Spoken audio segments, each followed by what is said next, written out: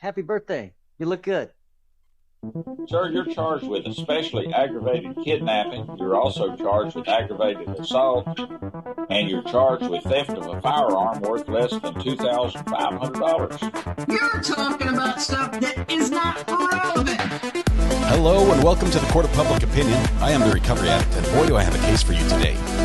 Why is the dog chewing on this guy? I think they have got the wrong guy They got the wrong guy, and the dog was biting him. He roughened him up quite a bit. There's a lawsuit. 9 out of 10 judges prefer watching the Recovery Addict live stream in their courtroom. The fireworks are not done. Now we're getting commentary on the case. That's literally not true. I didn't ask you to interrupt me. Is that correct? Oh, for Trump's sake.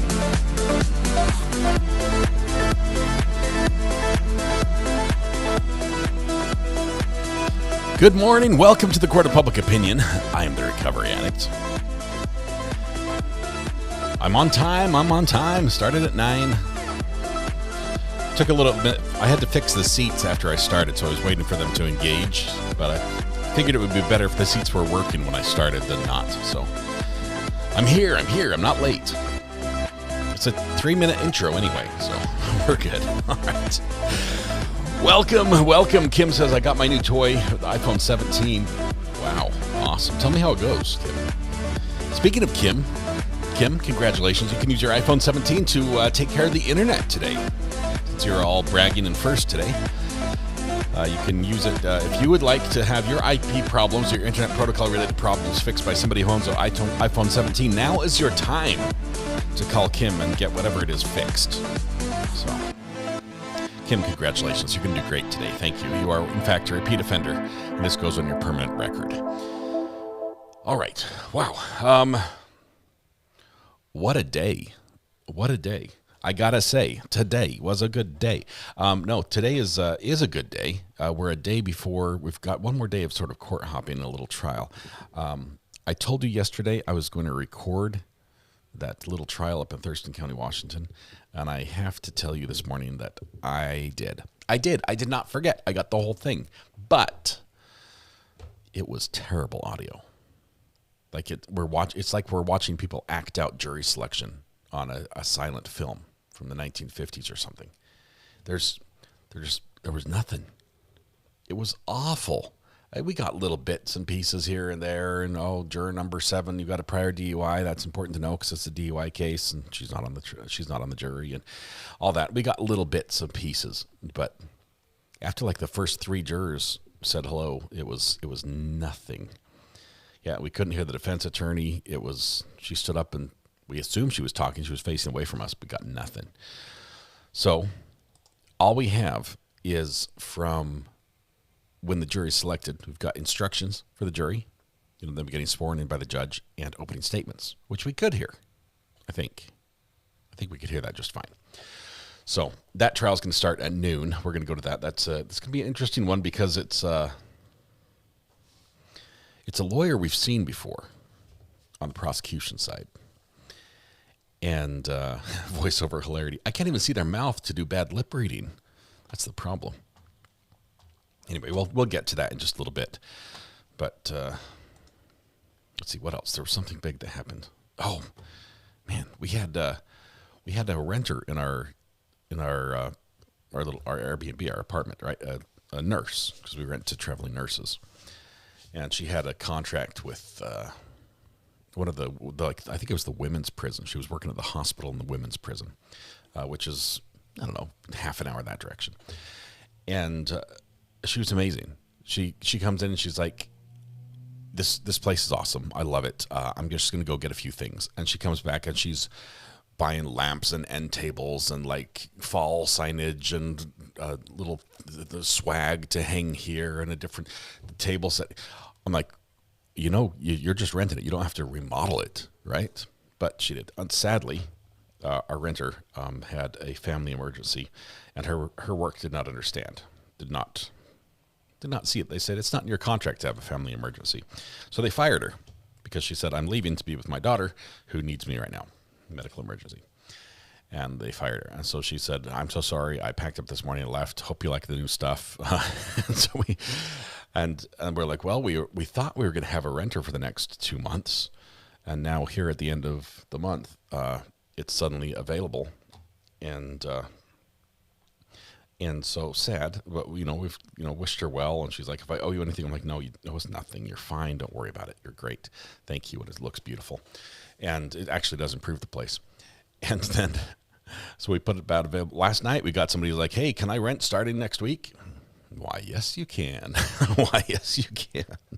So great. It's a blessing. So we got another nurse coming in right away. She was on short notice. So. All right. Good things happen. Hopefully good things happen to our former renter. She was really cool. We liked her. She's the first one that came over and is like, I just like to introduce myself. Normally you like to sleep, you like quiet. We'll give you that. But anyway, I have not been to the post office yet, but I have seen that I have a package there. I will go check that, or probably most likely my kids will take my e-bike and my other bike and go and ride to the post office and get it for me. So maybe they can ride it. Carried on the back of the bike. All right. Sounds like my job. How do you know if you're going to get sick? Yeah. Good does come around. And it helps out our cleaning lady, because she was saying, do you need any extra? I'm looking to pick up a couple extra days of cleaning. And we're like, well, we've got a rental for 3 months. We don't clean it during that time because they take care of it. But now we're like, hey, we can hire you for this week. So that's good. All right. We have birthdays. Josh, thank you very much for that. We have birthdays all ready for us. Let's look at the list here and see who we have. Carolyn Johnson, Edward, Elizabeth, Gracefully Broken Mom, Heavenly H.B. Dale, Just a Girl, Legally Blonde, and Silky Mom. Ooh, good birthdays. A lot of them. Probably more than I can say in one verse. Just looking at it, because we've got some multiple syllables and some harder ones. Okay, all right. We can do this. Are you guys ready? Dancers, are you ready? Are you ready to celebrate the birthdays as they need to be celebrated this morning? All right, it goes like this. Everyone stand up, take a deep breath, shoulders back, project your voice to the back of the room, blend your voice with your neighbor. Warm up with me if you will. La la la la la la la. All right, we got it.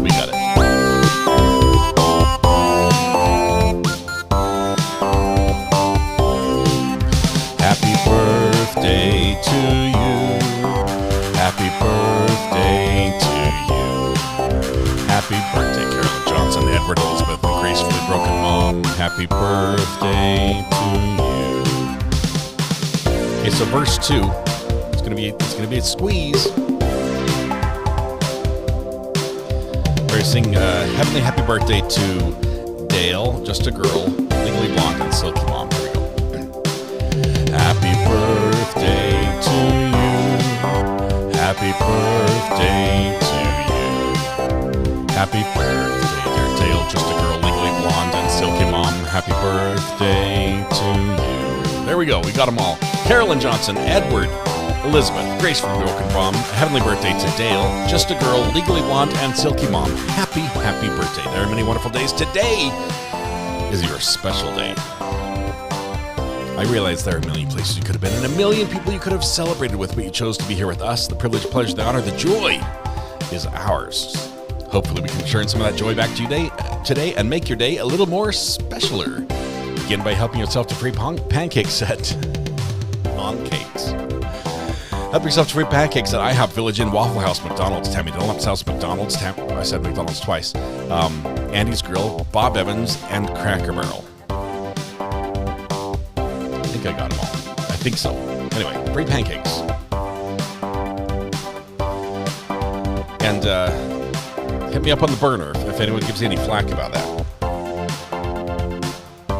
Because I'll take the call live.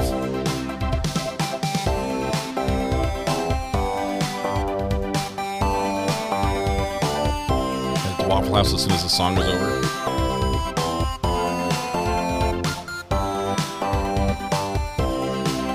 Oh, drum solo's coming up.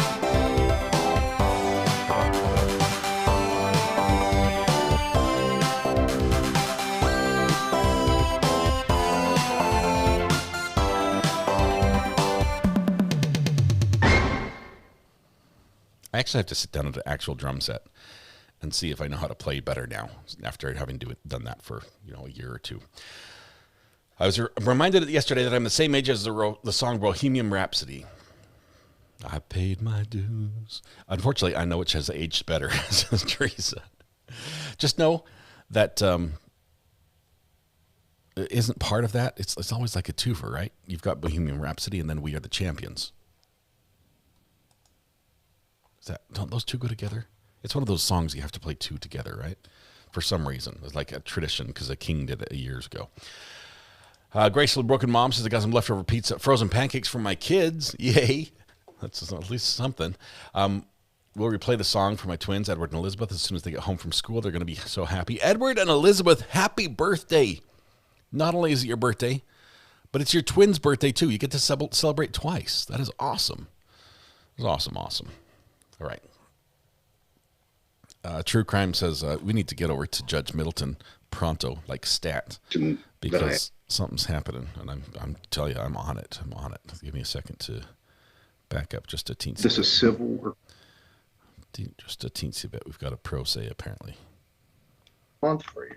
Then we said this a couple times. The city or the village of White Pigeon in the July 14th case has agreed to dismiss the charges if you plead to allowing another to violate the law. Let's go back here. I want to make sure. Don't come back. Don't come back. We don't want before that. Here we go. Let's see what this is. So you owe me $225. Can you pay that today or do you need time? I can pay that today. I haven't stood for a while because I've got a cord problem. Very good. One of my power cords is too short, and the plugs are on the bottom on the ground. All right, sir. So I'll have the court officer take you out. You can pay the fine. You're legal to drive. You got valid insurance. You got a valid plate. Don't come back. Don't come back. All right, let's see what this next case is. This might be the pro se. All right, good luck. All right, we got a late addition, and then we got another guy that is usually the only people that have the money are the Mexican defendants and the Amish. They always come with enough money to pay, and you're here ready to go. David Zambrano. Is he in custody? I know. I should He not was have that here. excuse. David Zambrano. I think he's outside the door, sir. All right. David Zambrano. He's busy. Judge says Mexicans and Amish always have the money to pay. How you doing today? Doing all right. It's a Tuesday. We got lots to do, and we're making progress. And you're here.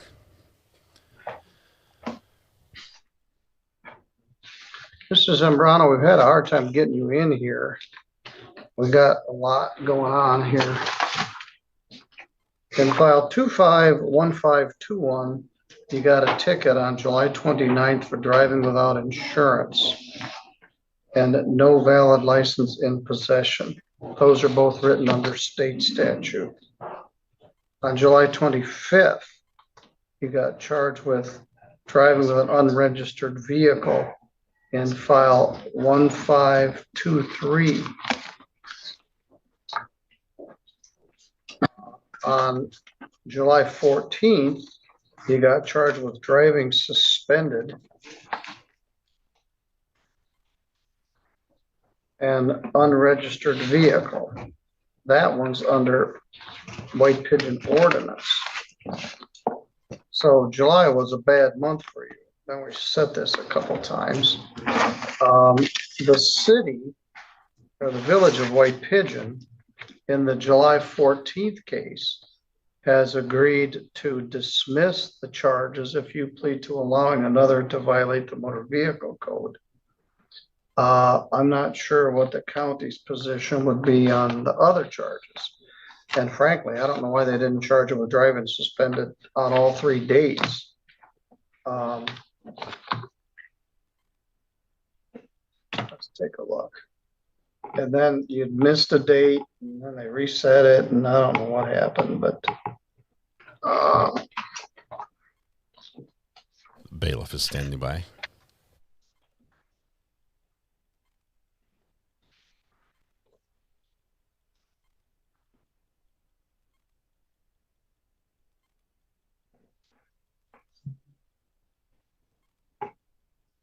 Oops. It's the last guy. I'm not sure if I can keep this goatee all the way through November. I mean, it's going to be a full-on beard by then. Your Honor. Yes. Here we go. I'm appearing here today, pro se, in the special appearance sui juris and in propria persona. I respectfully assert my rights to represent myself and have my constitutional rights recognized and upheld throughout these proceedings. All right, well, that's certainly your right. Thank you, sir. You live in South Haven? Actually, I'm a sojourner of the land. I don't have a residency yet. I'm a sojourner of the land. The reason I ask, I once did, if sir. I need to send you mail, I need to know where to send it. Right now, I do not have an address. Are we going to address subject matter jurisdiction? Well, we can give you an address. We'll start with jail. All right. Well, you do certainly have a right to represent yourself, and I don't have a quarrel with that. What do you want me to do? Set these for a trial? Or set a pretrial on all of these? Some are under White Pigeon ordinance, some are under state statute. You can help alleviate this by getting insurance, getting a license. It looks like you have some out-of-state problems. And you haven't had anything on your Michigan record in a long time.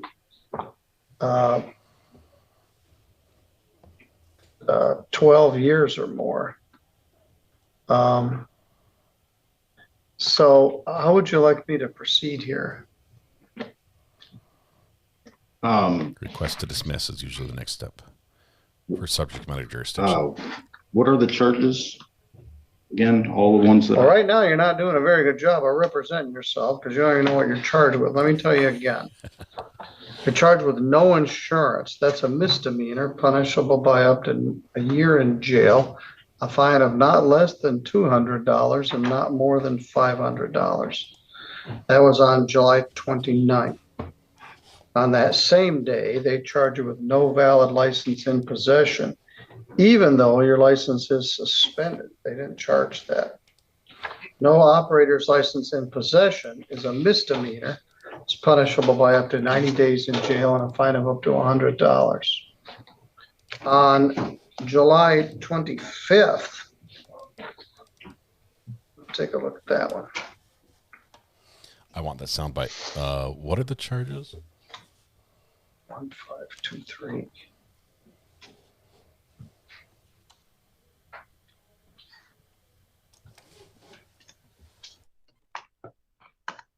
No, that's the 29th. It's the same as the others. You got no insurance, no ops on person, unregistered vehicle. That was on July 29th. And those are all under state statute. On July 14th, you got another ticket. Take a look at that one. 1560.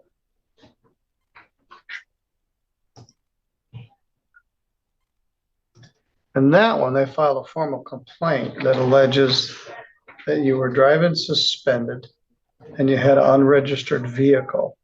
And that is under White Pigeon ordinance. Driving suspended is a misdemeanor. It's punishable by up to 93 days in jail and a fine of up to $500. That carries 2 points and it requires that your license be suspended. And then they charge that you have an unregistered vehicle. You could help all of these if you got insurance, a registered vehicle, and worked on getting your license back. So one thing I could do is set all these cases for a pretrial on the same day with the White Pigeon Village attorney and the county attorney, and see if they can come to some resolution of all the charges. Is that acceptable to you?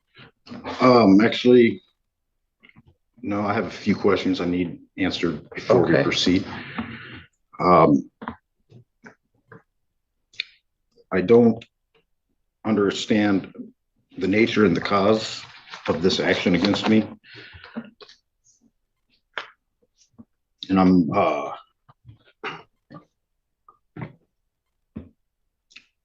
is this a civil or criminal? It's criminal. All right. You were here with your mom and she's here with you. So it's good that you support each other. She asked me the same question, which points out to me that you're not qualified to represent yourself if you don't know the difference between a criminal matter and a civil matter. These are criminal matters. They could result in a jail sentence and a sanction on your driver's license. Thank you, Your Honor. Should the record reflect this is a criminal action then? Yes, it is. Okay. I just got to look at my papers and stuff. All right.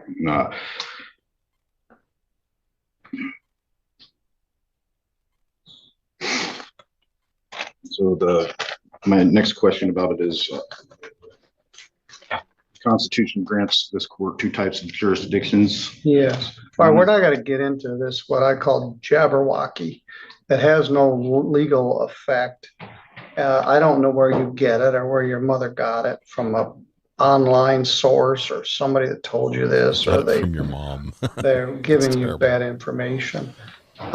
These are criminal matters. They're not terribly consequential. Normally you wouldn't go to jail for these, although they do carry a potential jail sentence. You don't necessarily subscribe to our system, but I certainly don't subscribe to whatever you got written on the paper there. I propose we set this for a pretrial and you try to get a registration and insurance and then come in and share it with the prosecutor and the city attorney and see if we can resolve everything. If we can't, we can set it for a trial, including a jury trial, I suppose. It's two different incidents. So it would have to potentially be two different cases. What I propose is you trying to do some things to get situated and have a pretrial with the city attorney and the county prosecutor. Your Honor, I'm going to have to object to that. I need, before we can proceed, I need to know, it's upon the authority of the Sixth Amendment, I need to know the nature and the cause of these charges. Now, could you tell me if it is a common law? No, these are statutory offenses written under the authority of the people of the state of Michigan. One of these is under the insurance code and one is under the motor vehicle code. The others are. And I don't really wish to engage in this discussion. He's not in the mood. We've got about 40 other people waiting for their case. And you want to talk to me about how many angels can fit on the head of a pin. You're charged with two separate traffic offenses on two separate occasions. You have a right to have an attorney. I'd be happy to appoint one for you, but you don't want one. You want to represent yourself, which is your right, but you don't have a right to waste my time. So if you either want me to set it for a pretrial, I can do that. That would be my preference. Then you can sit down with both prosecutors, ask these questions, and see if it can be resolved. If it can't, we can set it for a trial, either in front of a judge or a jury. So what would you rather do here today? Well, on the authority of the Sixth Amendment, I'm asking that the court discloses the jurisdiction that I ask. I just did.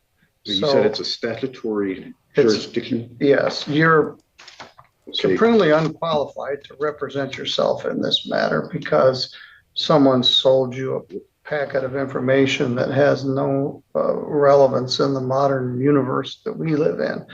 So I'm going to set this for a pretrial. Your Honor, that would be practicing law from the bench if you proceed without me. I'm a lawyer. I'm a judge. I practice law from the bench. I do it every day, all day. And There's so many good bites. Gonna adjust subject matter jurisdiction. So many good sound bites. Bring the prosecuting.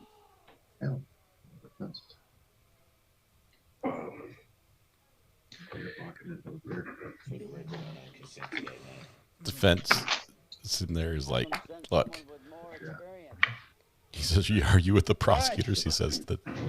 I'm trying to have court. Don't raise your voice again.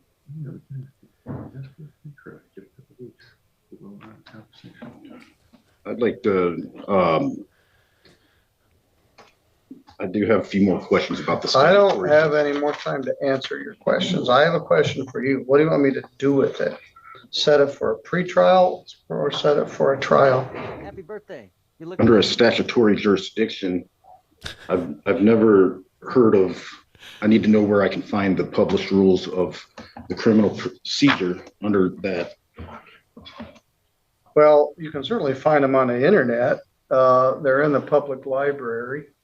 You just put the number of the citation, 257904 under the Michigan compiled laws.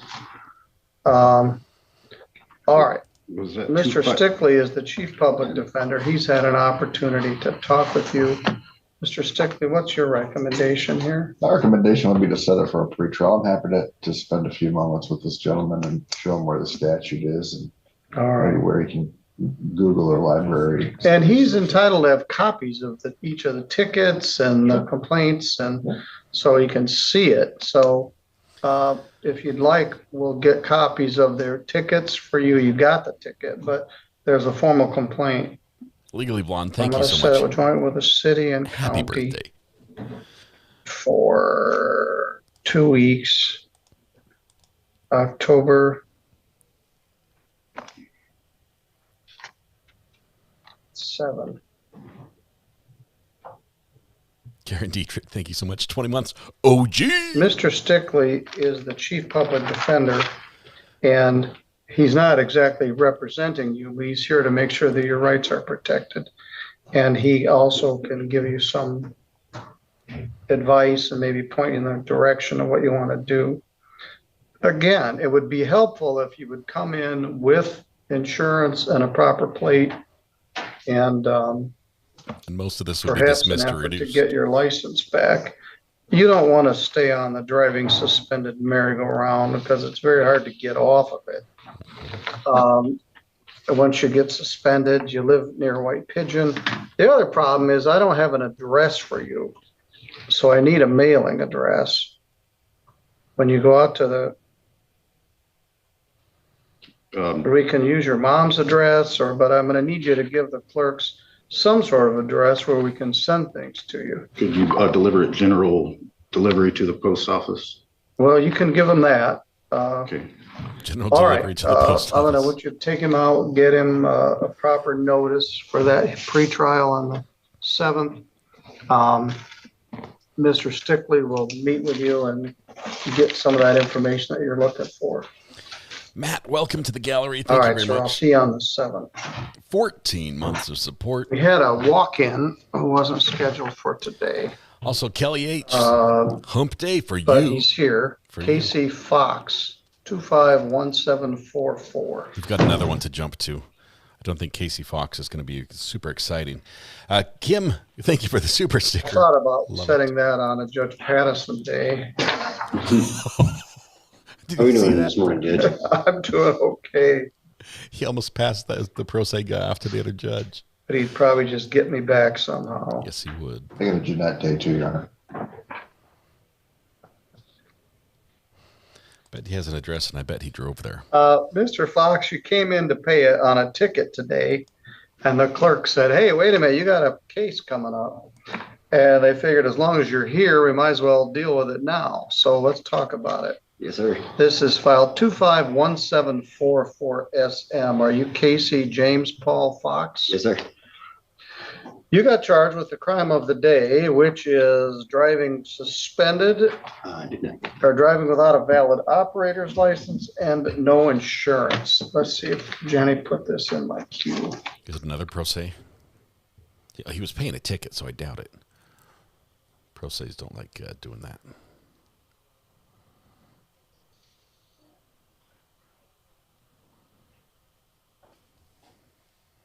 She did. Thank you, Jenny. Good job, Jenny.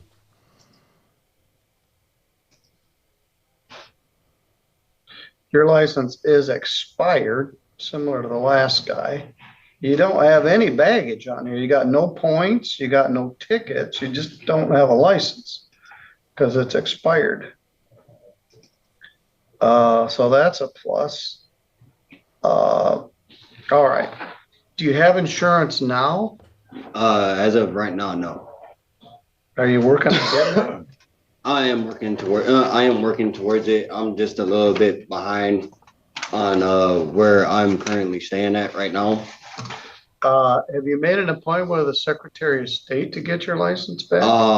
At the due time, when I got pulled over, literally the day before, I told him that I was planning on going to Secretary of State and actually getting that situated. But after that, I didn't really have the chance to schedule. Let's do that. Let's adjourn this about a month. You're going to go to SOS. Some people can't get a license. The young Mexican girl that was here, she can't get a license because she doesn't have residency status. The other guy had multiple drunk driving tickets. Your license is just expired. So you need to go in and renew your license and come in with proof of insurance. Okay. And we're going to save you a trip, but you're going to have to come back. I think you were set for Thursday. You don't need to come back Thursday. We took care of what we were going to do Thursday because you were here. But I'm going to set a pretrial for a month out, October 21, 2025 at 8:30. All right, we're going to bail from this because he's going to get his license and everything's going to be good. But we have another one that Josh found for us that we've got to go to. So give me a second to get this one set up. It's going to be... Let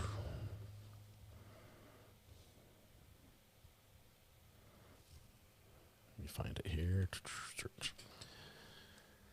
City of Lakewood, Washington Municipal Court.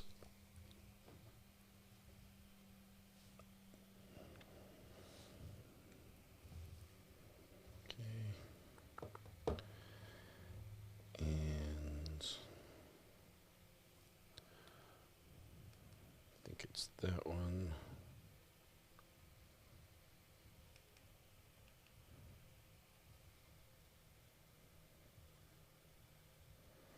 Nine 22. That was yesterday. Right here.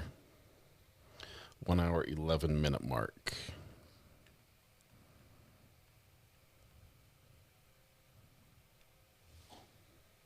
Okay, and that concludes the Nisqually calendar.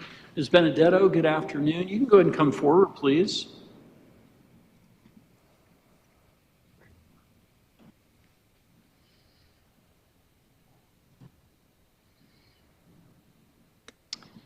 And Ms. Benedetto, I'm going to go ahead and have you have a seat right there. Please make sure the microphone is in front of you and the green light should be on. That's really important so that we can make sure that everything that we are discussing here today gets picked up. Oh, she's ready. Can you hear me? Yeah. Yep, I sure can. Okay, so we are before the court for a special set 2 o'clock calendar in City of Lakewood versus Gail Ann Benedetto. 2 different cases involving Ms. Benedetto, 25L000583 and 25L004426. Both matters are before the court today for pretrial conferences. By way of procedural history, Ms. Benedetto was last before the court, let's see here, back on September 9th, 2025. At that point in time, Ms. Benedetto made a motion to the court to have her attorney of record from the Horwath offices, and I believe, if I remember correctly, that was Ms. Arnold, although it was Ms. Capone that was present at that time with Ms. Benedetto. Ms. Benedetto made a motion to assert her constitutional right to represent herself and to proceed pro se. The court reviewed the waiver of attorney with Ms. Benedetto on the record.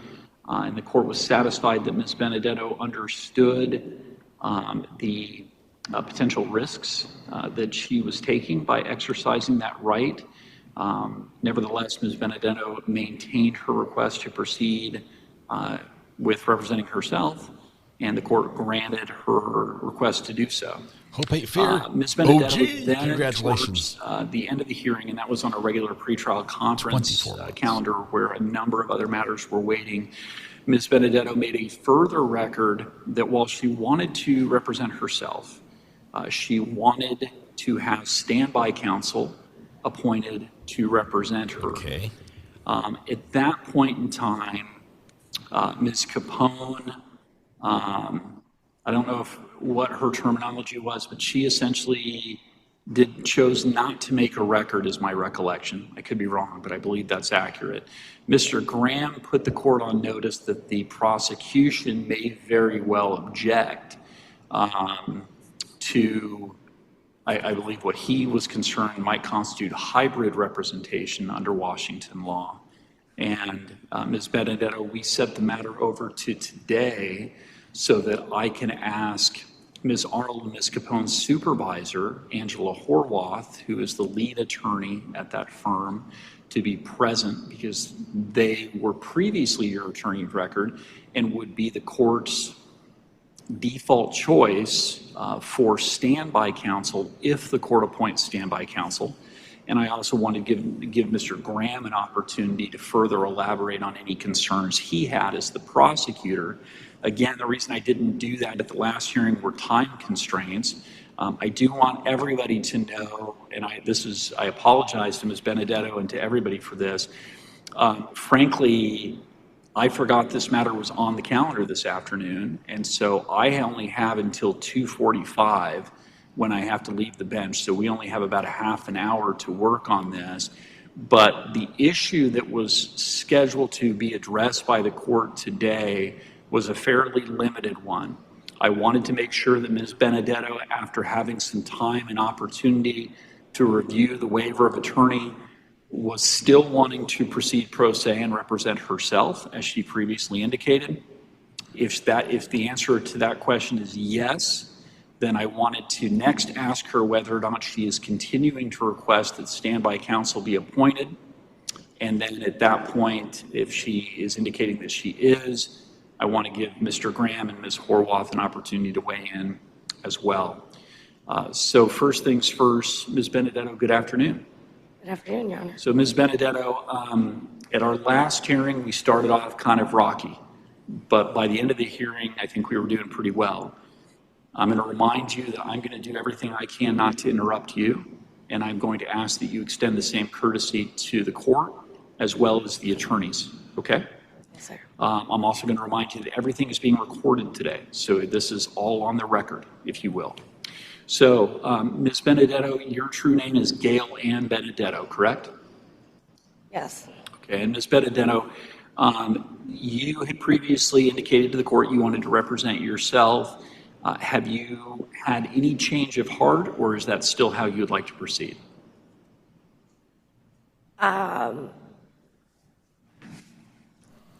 Yo, mama, 29 months, OG. Thank you very much. Well, she's thinking. She's still thinking. I question how we can proceed because I just feel like I think the term is fatal defects in the process, such as the 48 hours to have the procedural due process, right? Which I was basically forced to push through. So I was denied the right to question the arresting officers as to their training or what exactly that's in the trial. Did Mr. Graham, under a penalty of perjury, say that he feels he has sufficient evidence beyond a reasonable doubt that I've done these things that I'm not guilty of? And in all actuality, I was the actual victim on both of those occasions. And I would ask the court to investigate the address because I'm not the first one. I know of at least another woman before me with, her name was Stephanie, I don't remember her last name, but it's a pattern, and I don't know how deep it goes.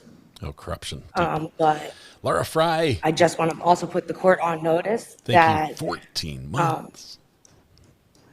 I've already been violated by my country to like the betrayal of giving your citizens that you don't have any business arresting, putting them in a tribal jail that's 98% American is not tribal. It's money laundering or whatever you guys want to call it. It's fraud, and you just push everybody through. The fact that 2 different lawyers gave me the same script both times shows that that's your process and procedure, is to habitually and continuously There's a HUD deprive these people of their rights. And then for Nisqually to make me leave in 46 degrees raining weather on March 20th with no shoes, nothing but a small dress. I had no wallet, no phone, no nothing. I was passed out in my Jeep, completely unconscious when the police officers arrived.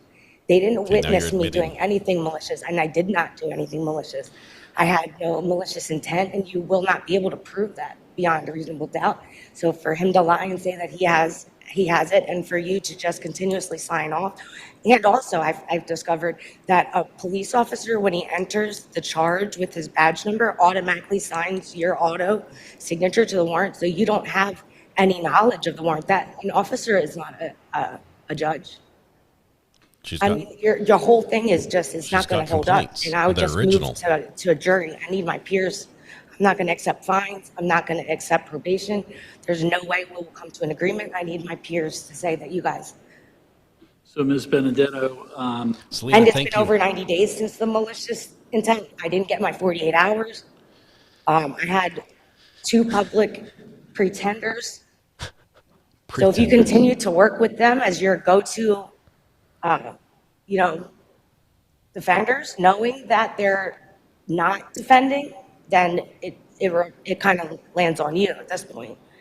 So, Ms. Benedetto, the issues that I just heard you describe. Thank you so much. What you raised is a number of issues that would be motions. Hold on, motions to dismiss this case. Hold on, I let you finish. Now you let me finish, okay? Britt Bottom's OG. I'm not contesting that. I think you do have the right to bring whatever motions that you think are appropriate if you believe your rights were violated. My question for you at this point is, people in criminal cases in this state, in this country, bring motions to dismiss every day. The question that I need you to answer for me is whether or not you want to be assisted by, or being represented by an attorney when you bring those motions or when you seek that relief, or is that something that you want to do representing yourself? Previously, the last time we were here, you said, no, Judge, I want to represent myself. So is that still the case, or are you now thinking that you want to be represented by an attorney? I mean, if you have a competent attorney who is going to do their job like they took an affirmation to do, not Horvath or however you pronounce it, obviously her law firm has failed me twice, so I shouldn't be obligated, and I'm not obligated to accept any representation, especially from people that don't represent anybody but themselves. So remember that, well, I shouldn't say remember. So under Washington law, if you qualify for representation at public expense, you don't get to choose your lawyer. Right. Now, I have appointed an attorney to represent you previously.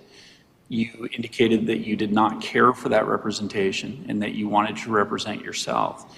The other option that you have is to hire your own attorney, and you do have a choice when you hire your own attorney who you hire to represent you, but you obviously have to have the means to hire an attorney. So I can give you time to try and hire an attorney if that's what you want to do, or you can proceed with representing yourself, or you can be represented by a court-appointed attorney assuming you continue to qualify, but you don't get to pick that attorney, right? That attorney is picked by the court. So you may not like the choice, But that would be how that process would work. So knowing those three options, you can either hire an attorney, you can represent yourself, or you can take a lawyer that I appoint to represent you. Do you know how you want to go forward? I have looked into different avenues, and nobody has so far wanted to, I guess, take on the case. Surprise, surprise, but surprise. Also, I need at least 14 court days, I believe, per the rules to actually file the motions. So I wasn't even given enough time, which is why I brought them, because it said that if I didn't file it in the right amount of time, I could submit it for you to, I forget the word, but basically to go over review There's a Zoom in court. room and password written on the board. I probably don't have the whole thing exactly perfect, how Angela. it's supposed to be heading wise and stuff like that. So I do need more time to prepare proper, I guess, notices or motions, although I don't feel comfortable moving anything, because I don't think that anything can move. I mean, like, I literally have probably 10 or 20 violations that I can just name them, that you guys, your own rules, that were not followed. So how can you, in your official capacity, knowing your oath and knowing the Constitution, right? How can you proceed just like what's Washington Constitution Section 1? What is that? Do you know that? Washington State Constitution Section 1, you know? So, Ms. Benedetto, I think I understand the point you're making. I mean, what you said is you don't believe that the rules have been complied with and that your rights have been violated. I understand that. Well, not just my rights, but like right. I get that. RCW 1031-100, unlawful warrantless arrests. RCW 69.50.506, warrants required for drug cases. RCW 10.0.1115, accurate and correct. Oh yeah, I forgot about that. Your officers, or somehow the court has misrepresented and fraudulently made up a Washington driver's license for me, which I don't have, and I beg you to show me my picture card, my paying for it, my signature for any kind of thing with the driver's license people. I don't have any contract. I'm not a commercial driver. I'm a Pennsylvania resident, as a matter of fact. I'm actually Pennsylvania Dutch. So I'm like, you gave a pilgrim to the Indians, like literally is what you did to me. Like that is just, I mean, I just can't get over that. There's no way that is okay. So Silly Rabbit, 29 months on the jury. So they lied on police reports. Hold on, don't interrupt. Please don't interrupt. Sorry, I apologize. Eileen, so thank you so we're much. getting ahead of ourselves again. Mm-hmm. So you've identified a number of issues that you obviously feel very strongly about, and I respect that. The question that I need to figure out before we start dealing with those issues and dealing with those claims is whether or not you want to raise those issues and those arguments to the court by yourself, or you want to be represented by an attorney.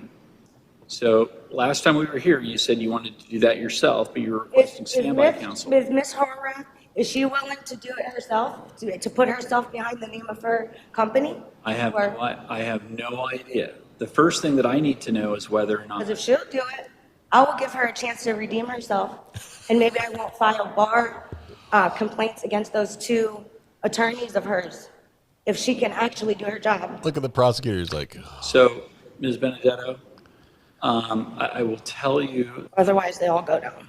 I will tell you that threatening to file bar complaints against an attorney doesn't do any good. Your attorney is somebody who is going to assist you and represent you in a case, but threatening them with bar complaints typically is not a good way to develop them in jail over the weekend, like that person. Oh yeah, they didn't want to go. I'm sure they refused to go talk to you today. You believe that? So, Ms. Benedetto, what I think I hear you saying is that you are not wanting to change what you represented to the court previously. I have to represent myself. Okay, which is that you want to represent yourself. Now, I don't want to. That leads me to my next question, which is whether or not you are still requesting that an attorney be appointed to be your standby counsel. I stated what I wanted. I'm sorry? I think I stated what I wanted. Melissa and Chris, I'm sorry, I 12 couldn't hear you. months I on the would like jury. Ms. Horvath herself to represent me. Okay, well, now hold on, Ms. Horvath. You understand that a standby Is she even attorney... an attorney? Hold on. Please don't interrupt me. Remember that a standby counsel does not represent you, right? Because what a standby counsel does is tries to give you pointers or answer questions that you may have about legal procedure or rules of evidence, but they do not represent you because you have chosen to represent yourself. They're simply there to try to help you in certain limited ways, but they do not represent you because you're representing yourself. Mm-hmm. So my question to you is, are you still requesting that standby counsel be appointed in that very limited scope where they might be able to help you understand some of the evidence rules, they might be able to help you understand some of the courtroom procedure? Is that what you are requesting? Yes. Okay. Let me begin by hearing first from Mr. Graham. And so I'm going to give him, he's the prosecutor, I'm going to give him an opportunity to respond if there's anything he would like to put on the record regarding your request for standby counsel. I am then going to give Ms. Horvath an opportunity to weigh in as well. Mr. Graham? That's going to be wonderful. Yes, Your Honor. Standby counsel is not a right. Ms. Benedetto can choose to hire standby counsel if she chooses to do so, but she does not have a right to have standby counsel at public expense, and so the city would object to appointment of standby counsel at public expense. Thank you. Ms. Horvath, anything from you? Sure. For the record, Angela Horwath. Sure. You know, I would agree with Mr. Graham in that it is not a right. The question of finance is really not something that I'm going to address. In regards to whether I think it's appropriate, I've never been standby counsel or never been familiar with standby counsel at a pretrial stage. I have myself represented in a standby capacity once a case proceeds to trial in a very limited, defined manner. And that can be appropriate in situations. It can be helpful to the court and to the process. But I do not believe it is appropriate at a pretrial stage. If this gets set for trial, and that's something that Ms. Benedetto decides to do, I think that this issue could be addressed. And if the court did appoint our office in a standby capacity, I would want very specific terms. The familiarity that I've had is that the contact is in court only. So there's not email communication, there's not phone communication. That would be reserved for an attorney-client privileged relationship. But rather, we'd be present at essential hearings such as motion hearings, readiness hearing, trial hearing. If Ms. Benedetto had questions about the procedure or the court's ruling or objections, rules of evidence, that's something that we could provide. It's more akin to like an encyclopedia rather than providing any insight or doing any negotiations, making any suggestions. So I just want to be very clear that that's the only capacity we would feel comfortable doing if the court decided to ultimately have us assist as standby. But again, I don't believe it's appropriate at a pretrial stage. I'm not going to be redeeming myself. So the court did have an opportunity to take a look at some fairly recent case law regarding Ms. Benedetto's motion for the court to appoint standby counsel, and the opinion that the court was looking at is a Court of Appeals opinion from 2024. State of Washington versus Bobby Darnell Gwynn, that is GWIN. The citation is 31 Washington App 2D295. I'm going to show you Legally Blonde again. And the Court of Appeals guidance on this particular kind of a request from a pro se defendant is that the trial court must exercise its discretion in determining whether or not the appointment of standby counsel is appropriate.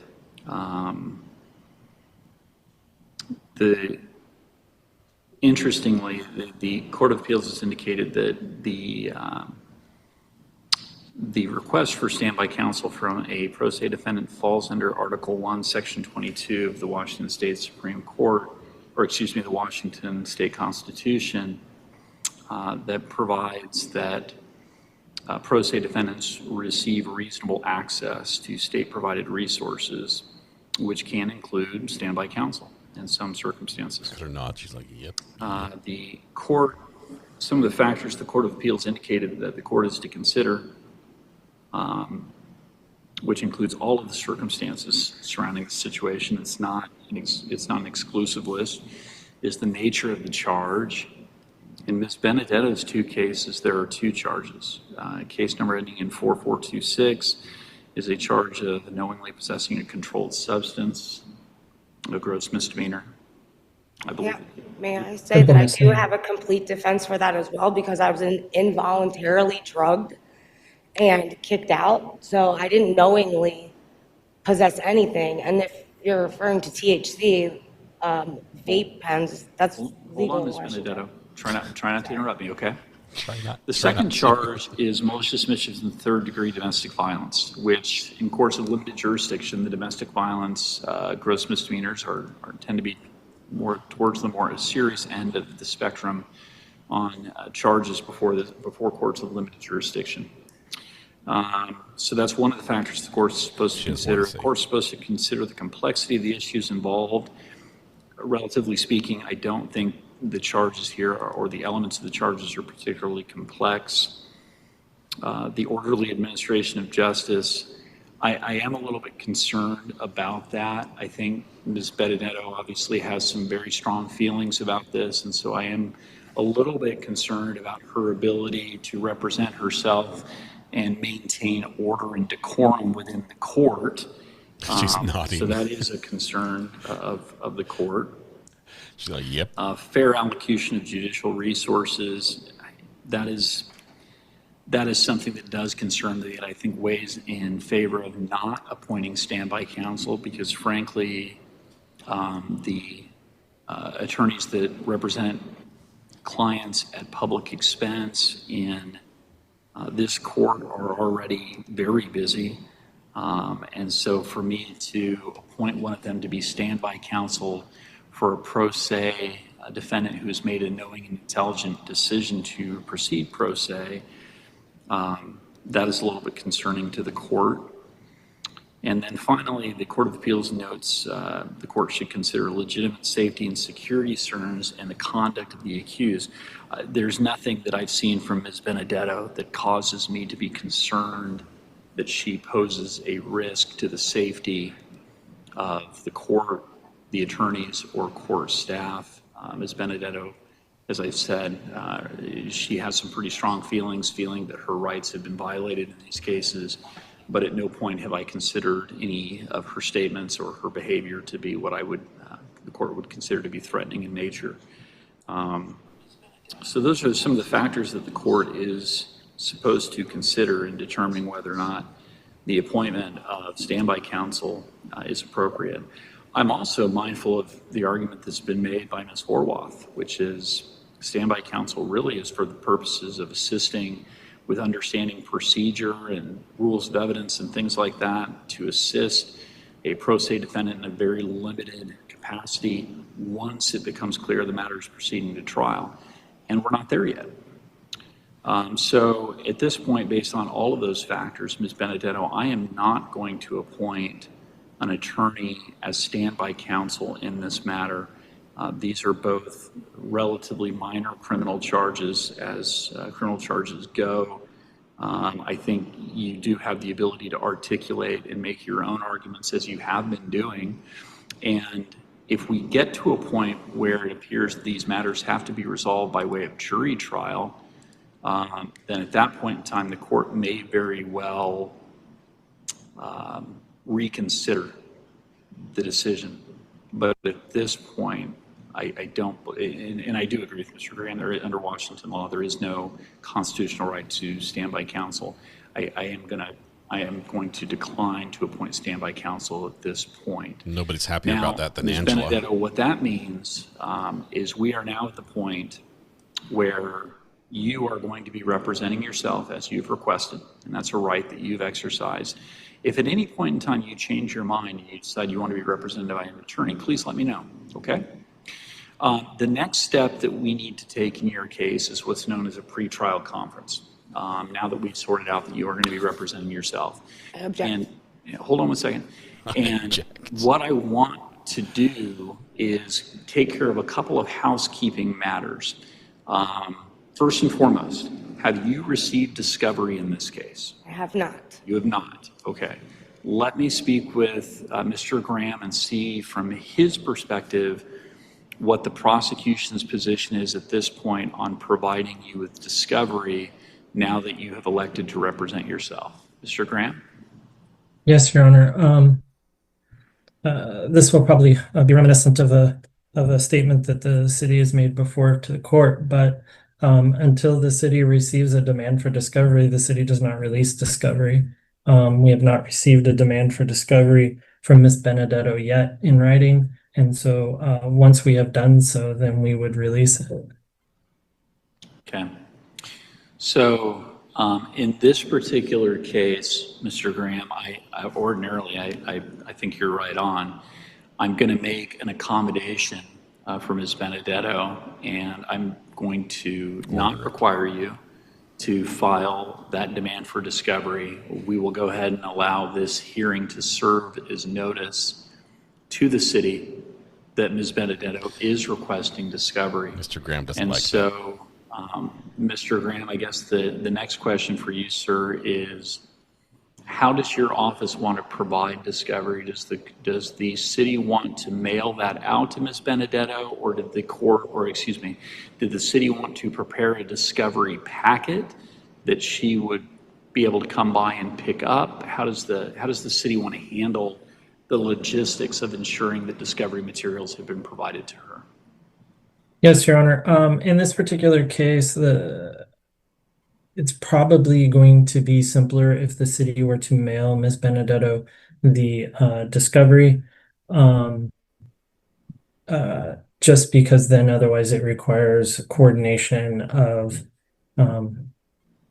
letting Ms. Benedetto know it's available. I can't say that it's going to be done in the next day or two. I don't know from my staff's perspective how quickly they can get that matter done. Usually I expected it would be done probably by the end of the week. But I can't be 100% certain without digging through these cases to see if there are any videos that have to be then put onto various media and things like that. Sometimes that takes time. So I would say the city will be happy to mail that out to Ms. Benedetto. I'm just trying to verify whether or not what the address is to use, because I assume it would be whatever address has been provided to the. Yeah, Ms. Benedetto, if you are comfortable, do you mind going ahead and reading into the microphone the address that you We're going to edit that like one out. that discovery mailed to you? It needs to be a good address where you are confident you will receive whatever materials are sent to you.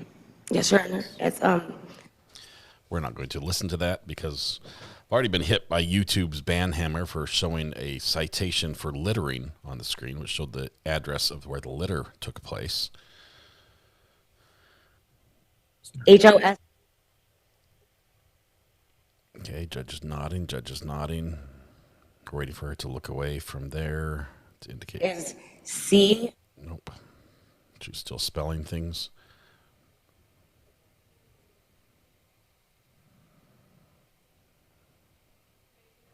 She giving him the Pennsylvania address? Is Dynamite C4. C4 211? Yes. Okay, is that like The room 211. or a room number? The room 211 and C4 is the. C4 211. Okay. like dynamite C4 is what you just said. That I do believe so. And Ms. Benedetto can correct. I have 7. We're not going to listen to that.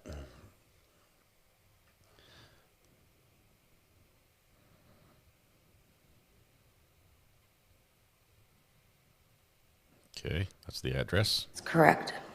Thank you, Ms. Benedetto, and thank you, Mr. This may be a silly question, but does the discovery, is that what's the bill of particulars?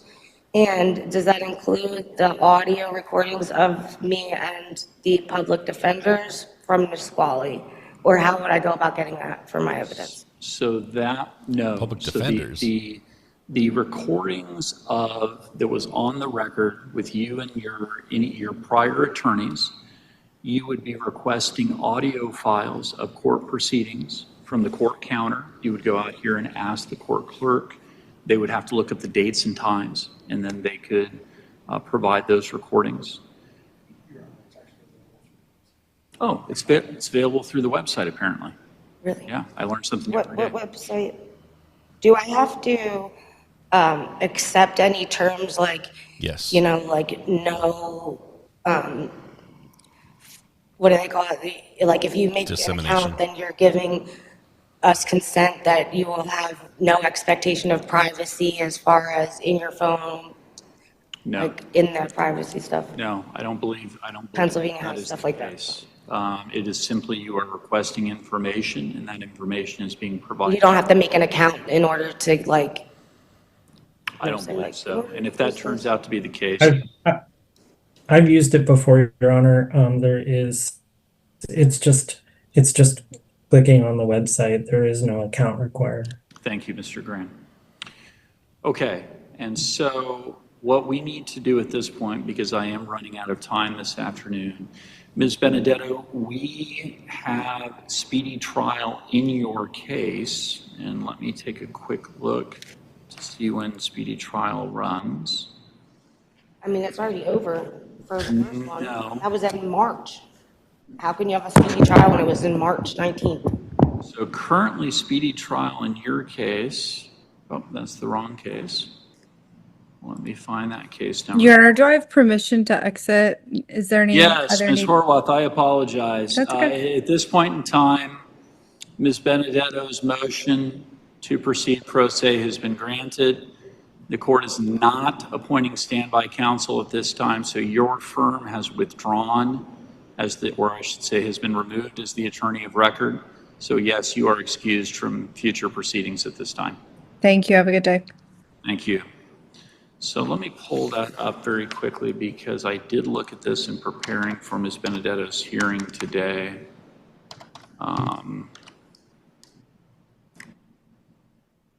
Your Honor, my calculation is that the Horwath Law offices were removed on September 9th to allow Ms. Benedetto to represent herself. And so 90 days from September 9th would be December 8th. I think that's The 9th is correct. already way more than 90 days after March 19th. So hold on one minute. And I have a screenshot where it says those charges were cleared, and I paid the $200 for the window, and I didn't need a court to tell me to do that. I don't owe anybody anything. So Ms. Benedetto, what I'm looking at is just the most recent court order, which I believe contained a speedy trial waiver. Yeah, I did. And it said as a commencement date, the date that Mr. Graham indicated, because that was the date that you elected to proceed pro se. And so, yeah, so speedy trial currently expires in your case on December 8th, 2025. Now, the reason I bring that up is because... The day before court, it expired. I'm sorry? The day before court, it had expired? No, the speedy trial expiration date is under the court rules. And so it's when you're out of custody, it's 90 days from a commencement date. And so the most recent commencement date is the last time you were in the court and you said, I want to remove my current attorneys and I want to represent myself. Under the court rule, that date was already beyond the threshold, was it not? Well, it was ongoing, but that action... It wasn't not ongoing, it was cleared from my understanding. I have screenshots, and I even have an email back to me from Pierce County saying that they didn't have anything, they didn't see anything. So, Ms. Benedetto, I'm just letting you know what it looks like in the court file right now. If you want to challenge speedy trial at a later time, that is a motion that you can bring along with the other motions that you're indicating. Yeah, if you want to say, no, that is not my speedy trial time, it's been improperly calculated, you can do that at a later time as well.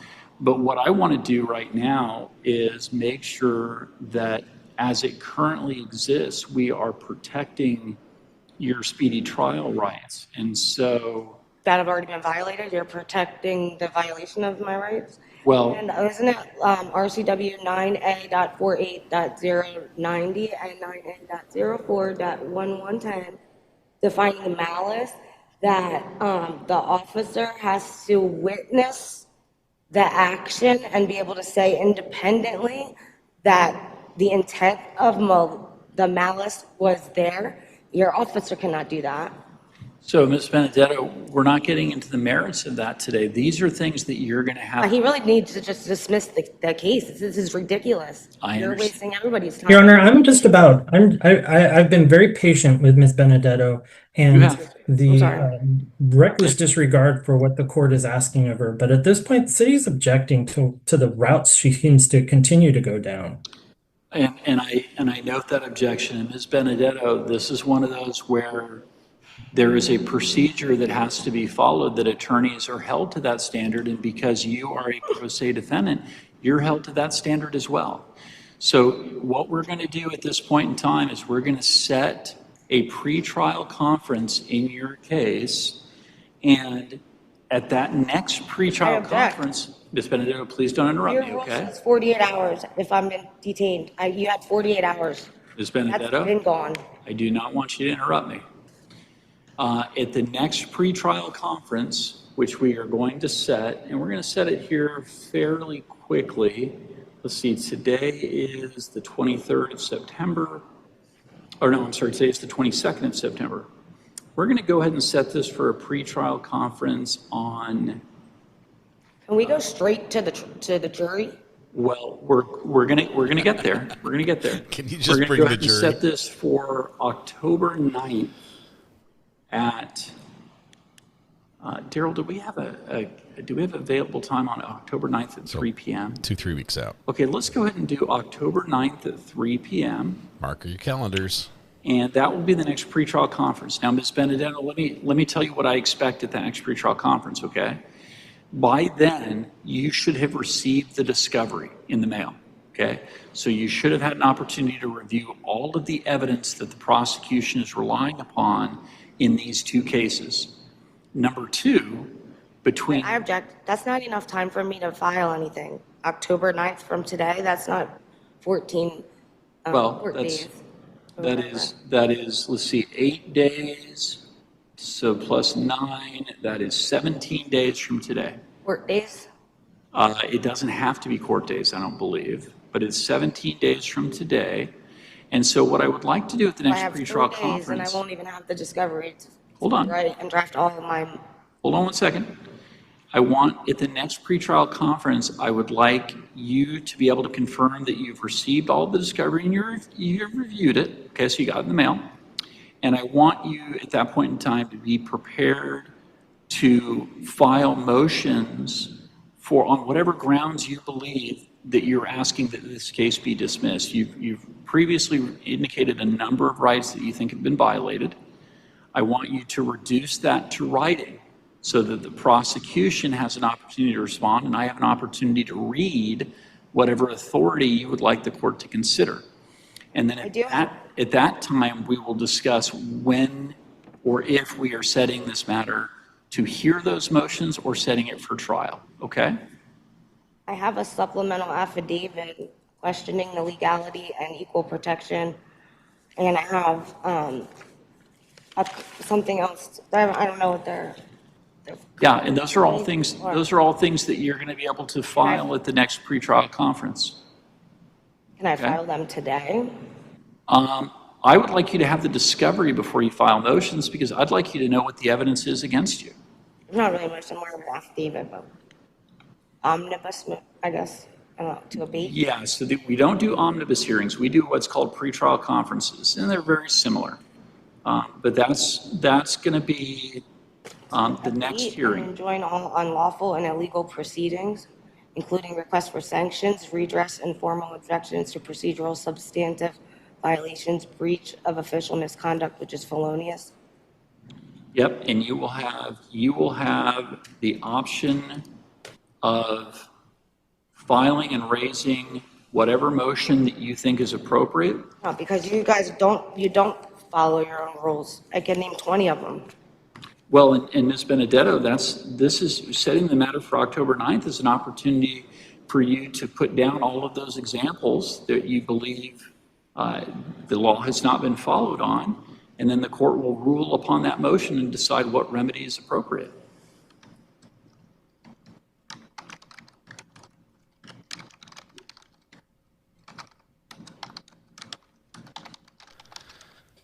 And spoiler alert, it's probably not going to go the way you think it will.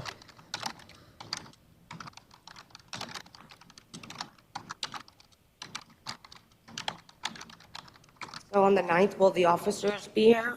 No, it'll be kind of like a hearing today, except that by that point in time, you will have had an opportunity to review the discovery, and then you will need to be prepared to file whatever motions you want the court to consider. Because remember, any motion that you file, for example, a motion to dismiss your case, you have to file a copy with the court. You also have to file a copy with the prosecutor so that they have an opportunity to respond. Okay? And that's separate from the clerk? Yes. The clerk is part of the court. So if you want to get something to the judge, you give it to the court clerk. If you want to get something to Mr. Graham, the prosecutor, you have to give it to the city attorney's office. Those are two different offices. They're in the same building, but they're two different offices. I think I did email. Mr. Graham, did you ever receive an email from me? I can't say that I did or did not. I don't read my email either. Okay, so now in the meantime, Ms. Benedetto, please make sure that you are complying with all terms and conditions that were imposed by the court, your pretrial conditions at the time of your arraignment. And we are going to go ahead and see you back here on October 9th at 3 p.m., okay? Yes, sir. I'm going to have you go ahead and come forward, and we will give you, the court clerk will give you a copy of that order. And once again, and thank you both for being so patient with me. I do. Yep. Well, I was about to tell you. I think you're doing quite well. So just continue to conduct yourself in the way you are, and we will get through this one hearing at a time. But we will get through this. And at this point in time, we're going to give Ms. Benedetto a copy of the court's order so she has the next date. And the court is going to be at recess at this time. Mr. Graham, thank you very much, sir. Have a good afternoon. Ms. Benedetto, have a good afternoon. All right, so they're done there. We're gonna go. It is 10 o'clock here. We've only got a little bit of time before, but we've got less than 2 hours before our trial starts up in Thurston County, Washington. Which I need to go grab really quickly or pull up. Let's see, where was it at? No, I think it's this one here. It's on 6. Let's see. I think this is the right one. I think the jury has been seated here, and we're just about to have jury instructions and opening statements. This was late last night, started at around 5 p.m. Eastern time. And this is the case that's going to be starting, that we're following today, that starts at noon Eastern time.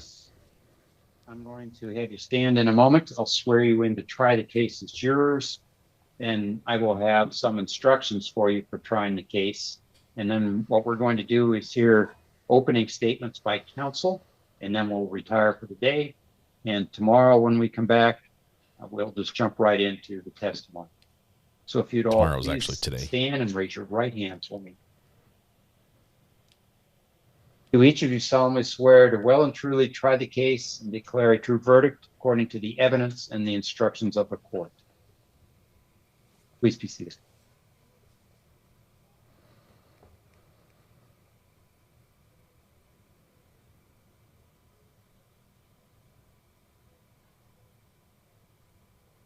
I will now explain the procedure to be followed during trial. First, the state's attorney, Mr. Holcomb, and/or Ms. Will may make an opening statement outlining the testimony of witnesses or other evidence that he or she expects to be presented during trial. Mr. Wood's attorneys, Ms. Moore or Ms. Clark, may then make an opening statement or may choose to make an opening statement at a later time. Next, the state will present the testimony of witnesses or other evidence to you. When the state has finished presenting evidence, the defense may, but need not, present the testimony of witnesses or other evidence. Each witness who testifies may be cross-examined by the counsel for the other side. When all the evidence has been presented to you, I will instruct you on what law applies to this case. I will read the instructions to you, just like I'm reading these instructions.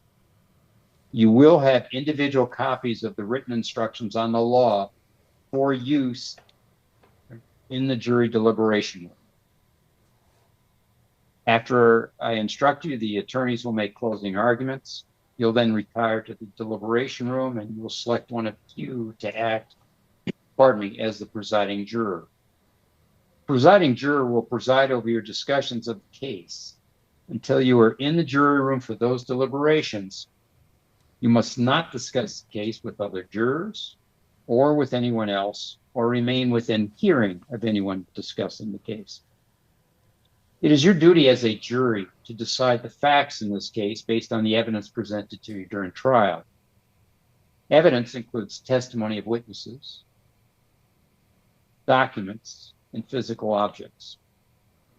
It is also your duty to accept the law from these instructions, regardless of what you personally believe the law is or what you think it ought to be.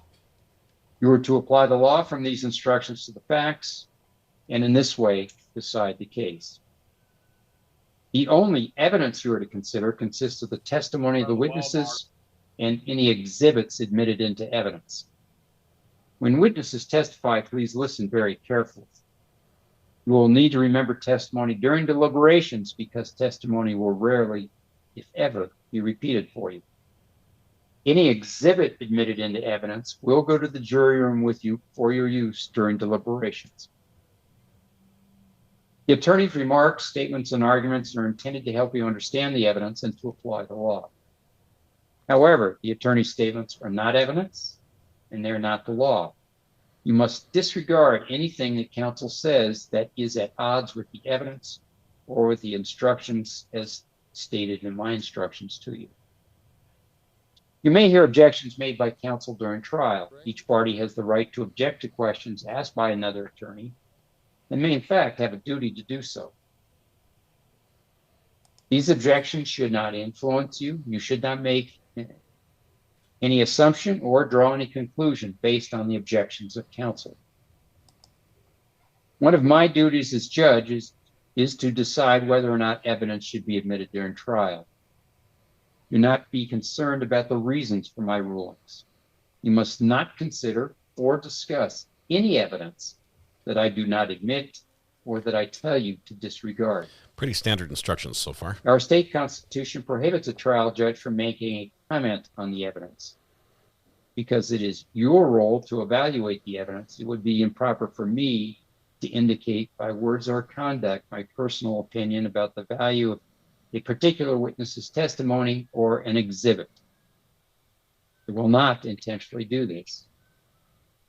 If it appears to you that I have indicated in any way my personal opinion concerning evidence, you must disregard that personal opinion entirely. You will be allowed to take notes during trial. Whether you choose to do so is entirely your own decision. If you choose to take notes, you should make sure that it does not interfere with your ability to listen to and to observe the witnesses. You must not discuss your notes with anyone or show your notes to anyone until you begin deliberations on your verdict. This includes fellow jurors.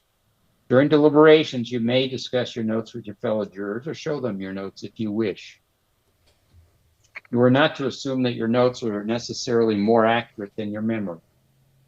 You are also not to assume that your notes are more accurate than the memories and notes of other jurors. Throughout trial, you must come and go directly from the jury room. Do not remain in the hall or courtroom, as witnesses and parties may not recognize you as a juror, and you may accidentally overhear some discussion about the case. Please also don't ride the elevators. It is essential to a fair trial that everything you learn about this case comes to you in this courtroom and only in this courtroom. You must not allow yourself to be exposed to any outside information about the case. Do not permit anyone to discuss or comment about it in your presence. You must keep your mind free of extraneous influences so that your decision will be based on the evidence presented during trial and on my instructions to you about the law to apply in this case. Until you're dismissed at the end of trial, you must avoid outside sources such as newspapers, magazines, radio, television, or any electronic media on the subject of this case. Remind me to tell you about the Do pool not over the weekend. consult any reference materials. Do not inspect the scene of any event involved in this case. And we don't yet have a written instruction that's going to get into social media concerns, and I'll go ahead and just share those with you. During your service as juror, please do not get online and create your I'm a Juror podcast. Please do not post anything on Facebook about anything you've heard in this courtroom. The whole day in the life of the juror, not Please valid? Oh, man. Do not start researching people, checking names, doing anything like that. The reason that's important is, as I said, first of all, any information that you're going to have to consider in deciding the case has to come solely from this courtroom, and it will occur because people are placed under oath. Any information you come up with is not subject to that statement. Also, if you start having a social media presence while serving as a juror, you are for sure going to get people responding to you. People can't help themselves, and they'll have opinions about something they know nothing at all about. And trying to keep you from those opinions is part of the reason why you cannot get on social media to discuss anything that you've learned in this proceeding. The limit of what you can do is say, I've been selected for a juror, as a juror in a DUI case. Actually, I would suggest you don't even say what type of case. I've just been selected for a juror in a case that will be tried tomorrow. And I would strongly urge you to limit any conversation you have with folks either in person or online to that type of information, not discuss it further. When the trial is over, you'll be released from this instruction, and you'll then be free to post whatever you wish. But while you're serving as a juror, we ask that you don't, because that really creates the risk of what we call a mistrial. If we have a sense that you're being influenced by something other than what occurs in the court, that means if I do declare a mistrial, we have to start all over again. We have to bring in another 20 people to serve as jurors and start this whole process again. So we really don't want to have that. What if we tape the video and don't post it till after the trial? Throughout trial, you must maintain an that way. open mind. You must not form any firm or fixed opinion about any issue in the case until the entire case has been submitted to you for your deliberations. Trial starts today in As an hour and a jurors, half. you are officers of the court. As such, you must not let your emotions overcome your rational thought process. You must reach your decision based on the facts proved to you and on the law given to you, not on sympathy, prejudice, or personal preference. To assure that all parties receive a fair trial, you must act impartially with an earnest desire to reach a just and proper verdict.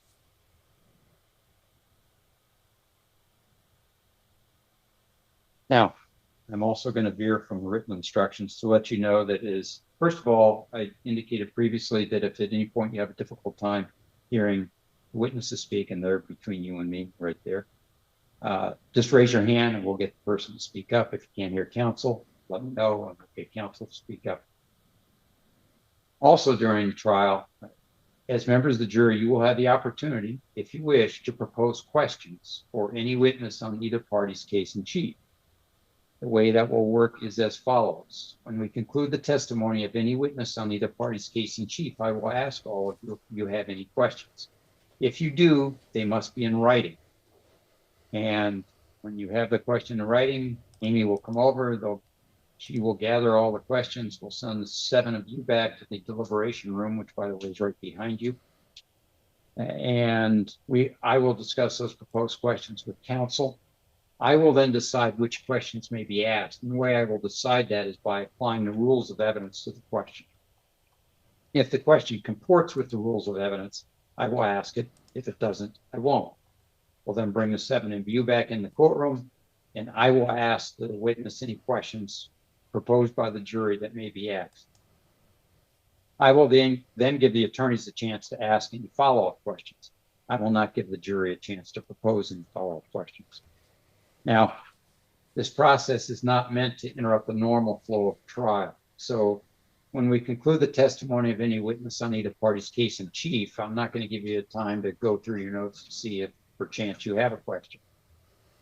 And I won't give you a whole lot of time to write the question down at that point. So you're wondering, how am I supposed to do this then? And my answer would be that as a question occurs to you during testimony, write it down. If at the end of testimony you've received an answer to the question, or if you believe you no longer need an answer to that question, fine. But if you do, you then have the question prepared and ready to transmit. Finally, last thing I'm going to say is, given this opportunity, you should feel under no obligation to propose questions. This is merely an opportunity for you if you wish to do so. All right. All right, folks, Great we're going to move into opening statements. Each attorney has 10 minutes for the opening statement. Before we proceed to opening statement, I know we've kept you in this room for a while. Does anybody need a break before we proceed to the next 20 minutes of opening statements? And feel free if you need to, that's fine. No. Okay, looks like we're ready. Mr. Holcomb. Mr. Holcomb, we saw him when he was just a baby lawyer. He's now the senior lawyer. Thank you, Your Honor. I guess we don't get to see him. Just briefly. At least we can hear him. I'm using a stopwatch, so people don't worry. I'm not posting things on Instagram or anything. All right, so stopwatch going here. I do have allergies, so if I cough up, I'm sorry, and try to make that as brief as possible. Don't do that. I'm stupid and drunk as a motherfucker.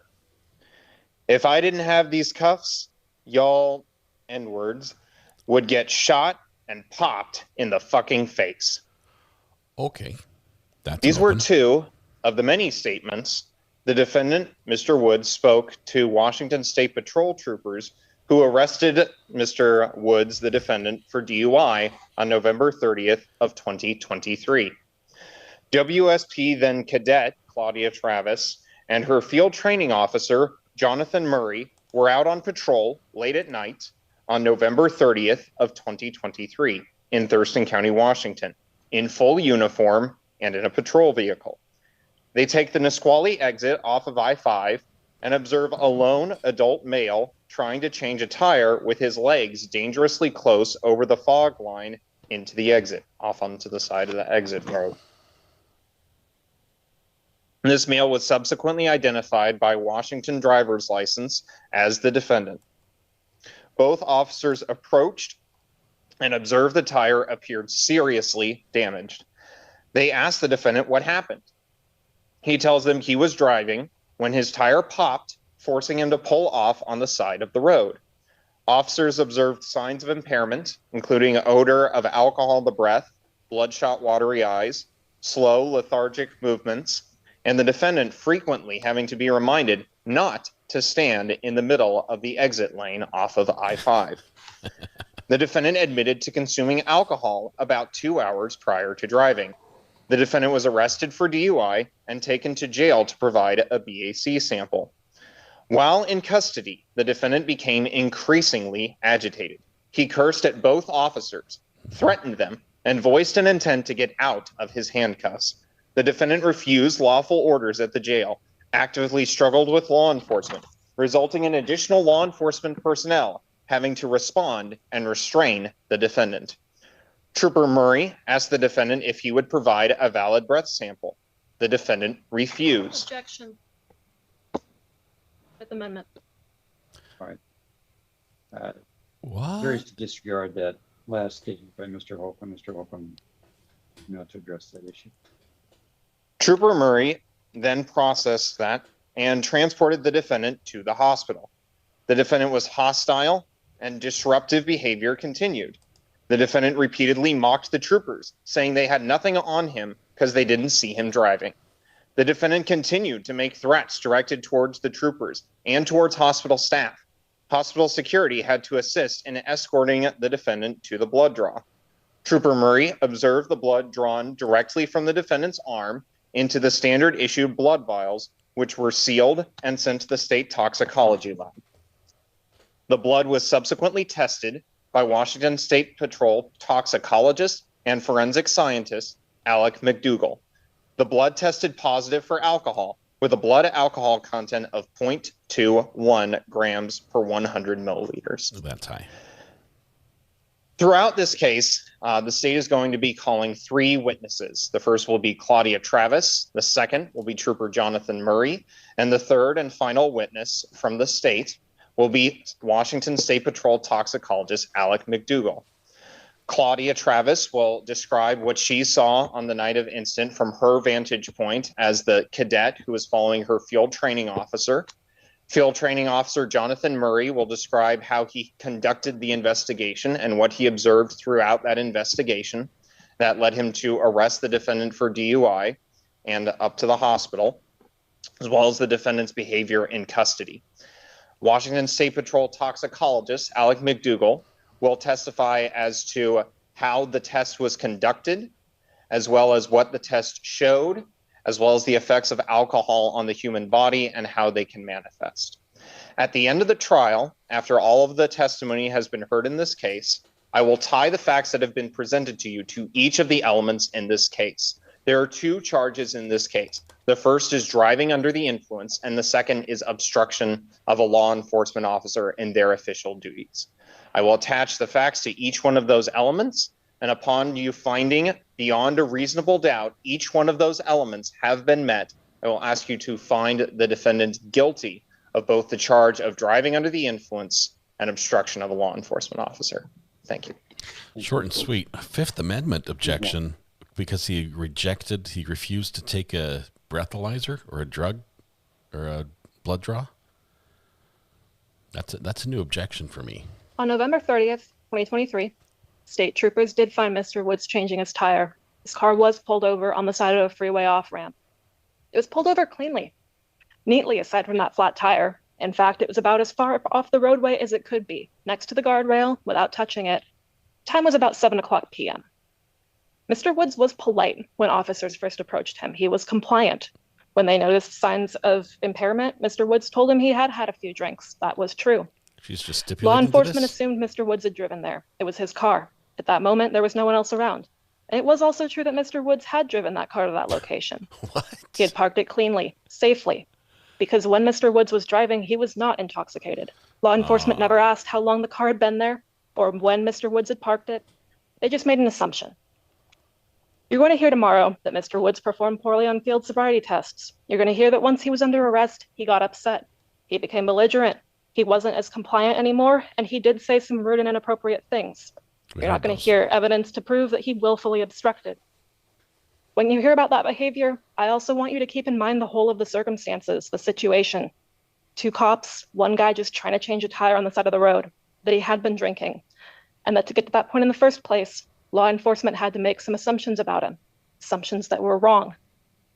You're also going to hear, and have just heard, that later that night, law enforcement took Mr. Woods to the hospital, and around 10 p.m., had a phlebotomist perform a blood draw on him, that they sent the blood samples to the State Patrol toxicology lab.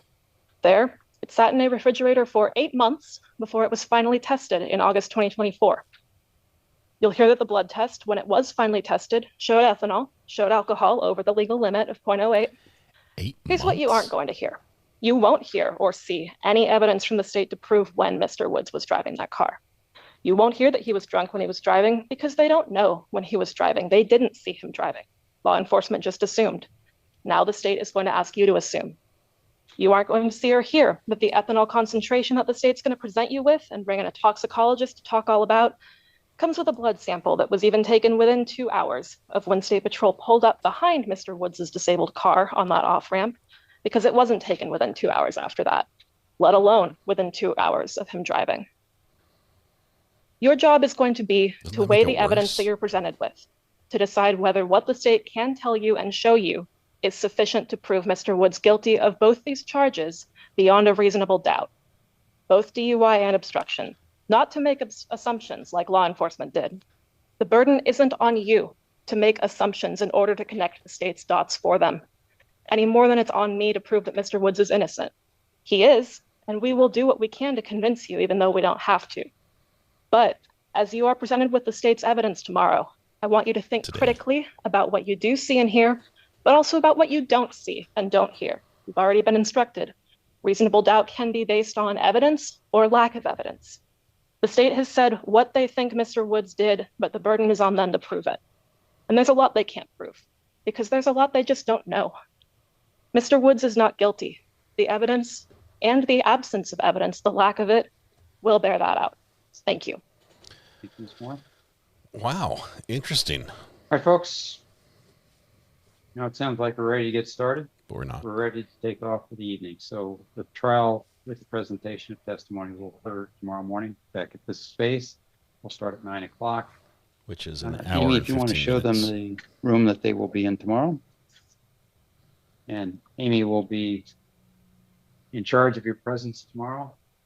And we'll see you all ready for trial tomorrow morning. And once again, just as a reminder, you've now learned some facts that, as asserted by the counsel, I couldn't call them facts, counsel's view of the case for both state and defense. Please do not share that in any capacity, either in person or online. Once again, once the trial is over, you are then free to share any of it you wish. But for tonight, while you're serving as a juror, please don't do that. Thanks. Have a good evening. We'll see you tomorrow. Yes. At 8 a.m.? Nope. At 9 o'clock. 9. Yes. And It's we will Washington provide time, though. notepads and pens for you. Ooh, free notepads and pens. All right, so we have an hour to kill before Judge calls this whole thing to order and begins doing the thing he does. We've got a couple places we can go. We've got Judge Simpson's on a current break. Judge Middleton is doing his thing. We've got Judge Dad, who is active. Judge Stephanie Boyd is up and live. Based on Ms. Moore's objection to Mr. Holcomb referring to a refusal to submit to a breath test. The Fifth Amendment, yeah. Well, tell me about that. The reason I sustain the objection is because we don't have a foundation for that comment yet. Doesn't mean you can't attempt to introduce a refusal in the course of the trial. You can. Understood. And just so that the record is clear, the defendant is charged with both, like in the charging document. Refusal? A refusal to provide a valid breath sample, as well as a BAC blood alcohol concentration over 0.15. So, okay. I just want to be clear. That's why it wasn't. Yes. I didn't want that going to the jury until a sufficient foundation for it. Understood. Okay. Anything else from the state before we?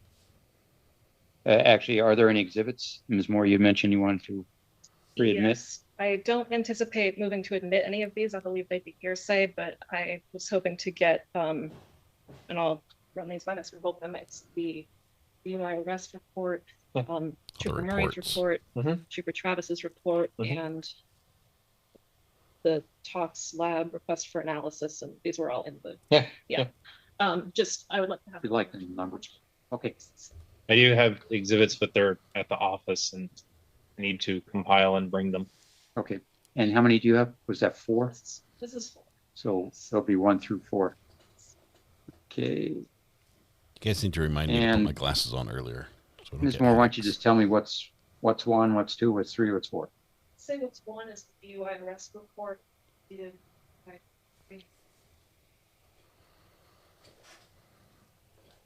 I have 2 pair. They're not broken.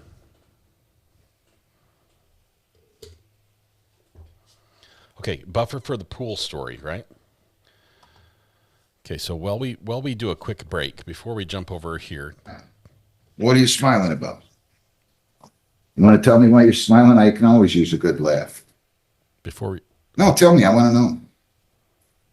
I guess you just asking you like, well, just. Well, what are you doing? Why were you been for the last 3 years? Okay, we're gonna come back to that, and I'm even gonna rewind a tiny bit because I want to find out what led up to what are you laughing about.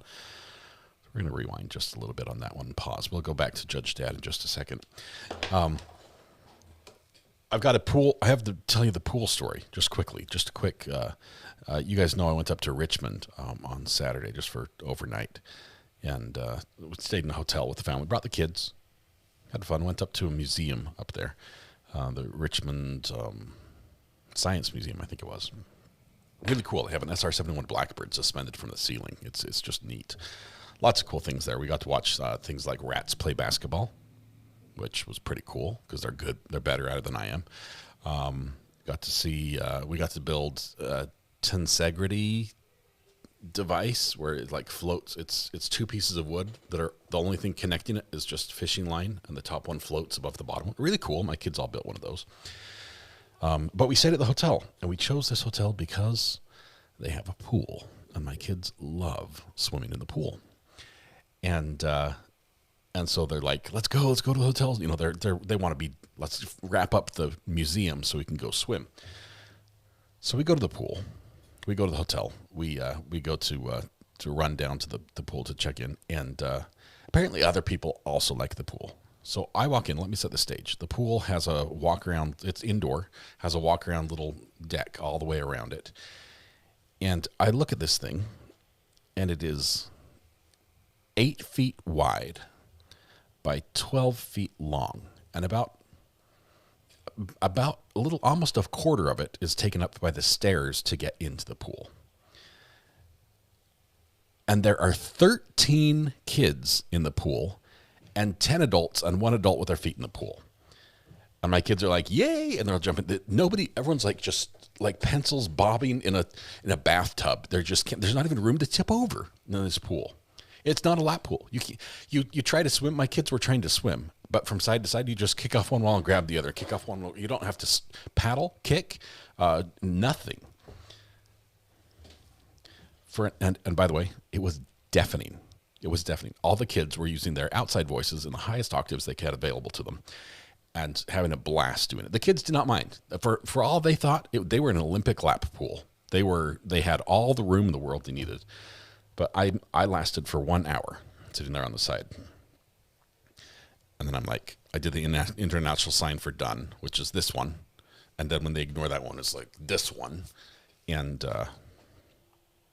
it was cold. It was cold. So the hotel was great. The pool gets a 0 out of 10 stars. Except my kids would probably give it 8 out of 10. So anyway, that's the pool. I'm not sure. Richmond hotels, you've got to do better. When you say pool, we need a pool, something the kids can swim in. All right, let's back up just a teensy weensy bit, and see if we can figure out what's happened here with Judge Dad. Skis 25M 588 732. Okay, so this is Trooper Bayer. Your name again? Yes, Your Honor. Trooper Bayer, Michigan State Police. Default judgment. Defendant failed to appear. It was scheduled for 10:15. It's now 10:43. Defendant was given 15 minutes and did not show. So I'll go ahead and enter a default judgment on that. Thank you very much. I don't think you have any more, do you? It's a Rolando Ortiz. Do we have that file, guys? I'm ready on that one, Judge. That one, he retained an attorney. That's the civil infraction, right? I guess. I don't have the Correct. file. You ever I had Rolando it- Ortiz? Judge, I had it set for an informal and notified the officer and then received an appearance from an attorney. Yeah. Did you talk to the prosecutor about that? Judge, informal then. The lawyer entered an appearance, so they can't do an informal. So it's going to be converted to a pre-formal, whoever's got that. Do we have Ortiz? Hang on one second, John. I don't have it. You have it, Mr. Muhammad? Check and see if you have Ortiz. Ortiz, And then you're gonna talk to his lawyer, okay? People against, Naquan, Kenneth Smith Davis, 23W833-381, A and B and C. There's one other file, Jeff. Apparently these two go together. Yes. I don't have the Ortiz file. Help him find it, will you, John? 22F238588. I also have with Smith Davis. That's correct, Your Honor. Before you less more than appearing on behalf of Mr. Davis, Mr. Smith Davis, we please state your full name for the record. All right. So let's start with the 22F238588. For purposes of arraignment, does he stand mute and wait for him reading? That's correct, Your Honor. I don't know what happened. This is for. Whoever's talking there, please. And then I have on drywall suspend, December 1 of 23, 23W833-381A. That's the drywall suspend. In B, improper plate. And does he stand mute with the formal reading on those? That's correct. And your name again? Name Austin Pickles. And then does he stand mute and wait formal reading on the contempt charge, which is file 381C? It's 23W833-381C. That's correct, Your Honor. MCJ was having an argument going on. Well, I hope he's got some money with him. I don't know what you're doing. Why are you smiling? I wouldn't be smiling. When you smile at me, it makes me think that you. We don't even have Ortiz on our docket to leave, Judge. So I don't know what they're even talking about. It's Portiz. Porties. 1015. Okay. All right. Now, what are you smiling about? You want to tell me why you're smiling? I can always use a good laugh. No, tell me. I want to know. I guess you just asking you like, well, Bill, just. Well, what are you doing? Why where you been for the last 3 years? I'm not one of those judges that thinks this is okay. All right. So I hope you got some money in your pocket. No, I just, what happened was I got pulled over. I don't want to know about when you were pulled over. I just want to know why you have not shown up on these cases for 3 years. And didn't take, because Black Rock came and picked me up on Woodhaven.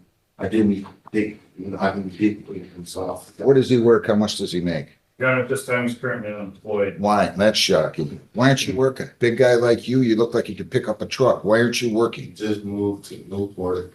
That's what I'm trying to do now, is get all my tickets and everything.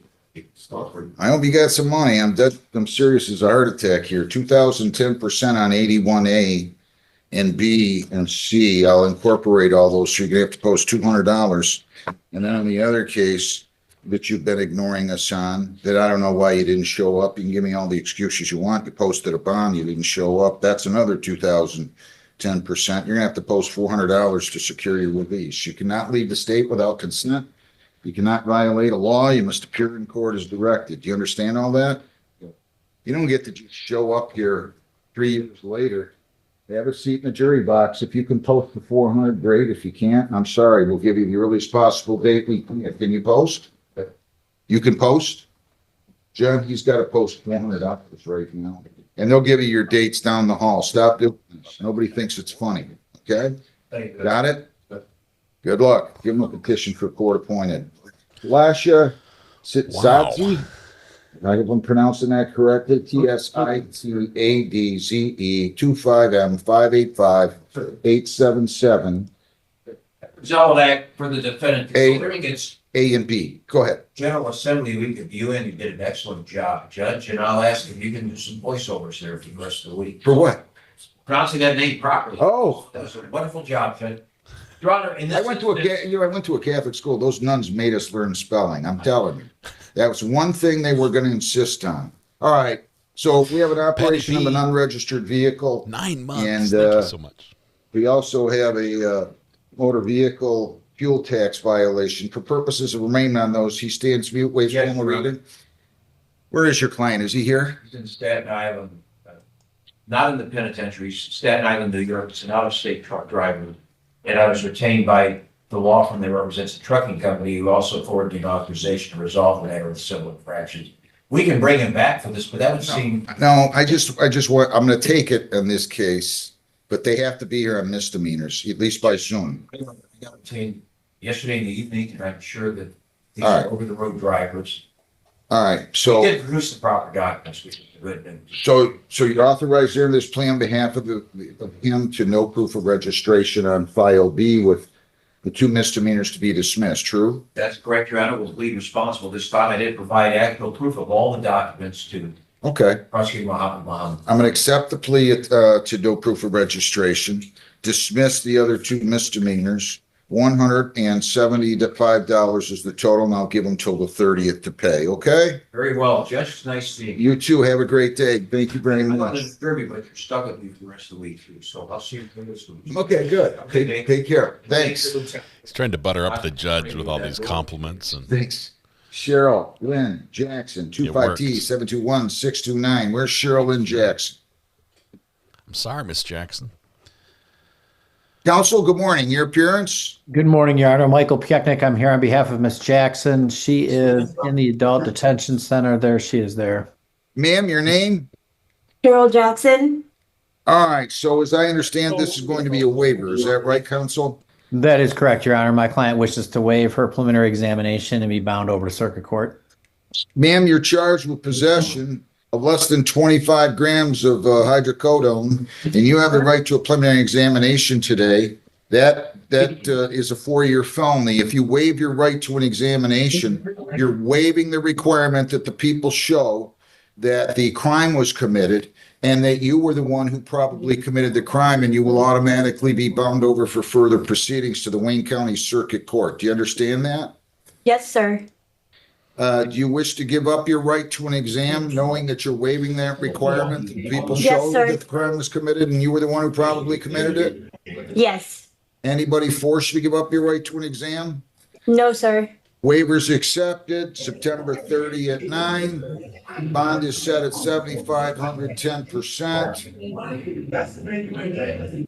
Where's the And noise? that will be continued, subject to those terms outlined by Judge Hessen. No contact with prosecution witnesses to alcohol, no marijuana, no illegal drugs. And that's it. Is there anything else, Mr.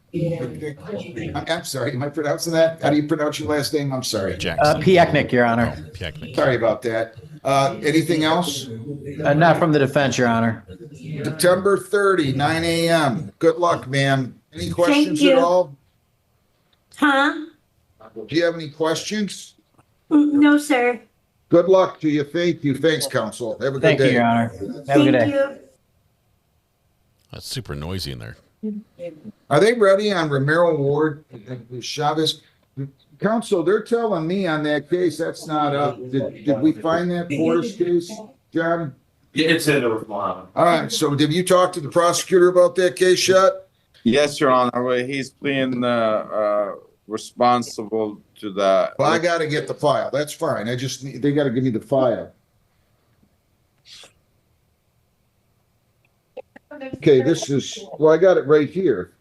Okay, Rolando Portis, 25M588909. Your appearance? Respect to Your Honor, Attorney Alabama, about number 66874 on behalf of Sporties. We do have an authority to plead responsible to that. Slow down a second here. I got Mr. Jadala on this case. I'm standing in for Mr. Jadala, Judge. You're standing in for him. Yeah. Yes. Okay, good enough. And this is going to be a plea to 25 over? No, actually, it's my understanding it's being reduced to limited access. It's been reduced on the ticket, limited access 1 to 5. That's my understanding. Why does he want me to waive the fines? I don't want to waive the fines. Why am I waiving fines? Call in the prosecutor. He's got you pleading, your client pleading the 21 to 25 over. It's not. As charged. It wasn't reduced on the ticket. Yeah, the 21 and the 21 to 25 over. He's got you pleading as charged. And that's fine, but I'm not going to waive the fines. That's a 0 point, Judge. Correct. What? 21 to 25 over? That's 4 points. All right, I see.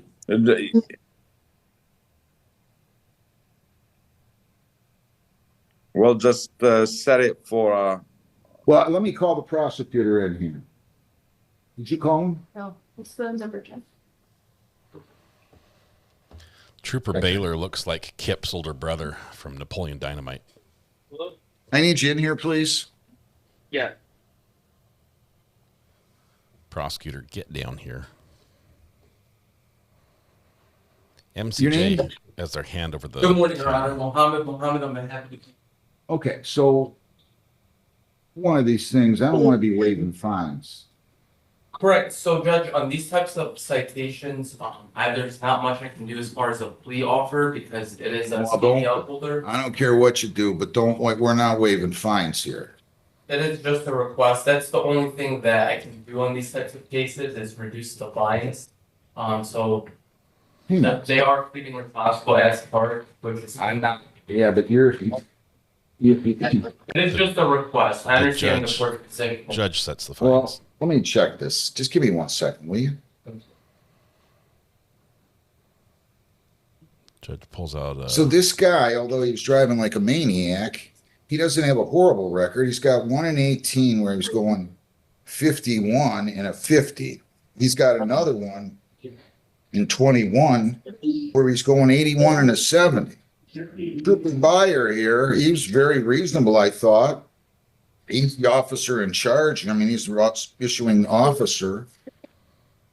You're sticking him with 4 points on this, and I'm not waiving fines. I understand the court's position. I will. Why can't you reduce this somewhat? Because he's a CDL holder and there's the federal masking mandates, which precludes me from being able to make any reduction in this case. I understand. I gotta tell you, they gotta find other things to do. I know, I get it. You can't ignore laws. I can't either, but and I'm not condoning this type of behavior of driving, Ted. I'm not at all. But really, with all the deals I see people getting all the time on different things, like some assaultive crimes and serious crimes, and they want to stick these guys. I don't know what to tell you. I didn't know you couldn't reduce it at all. Who said that? Does that masking statute say you can't reduce it at all? Yeah, so we can't mask what the. You're not masking anything. It's not like you're turning a speeding ticket into a parking violation. But it seems to me that you should be able to reduce it a little bit. You can't do that under that statute? Who told? I don't think that's right. That's my understanding.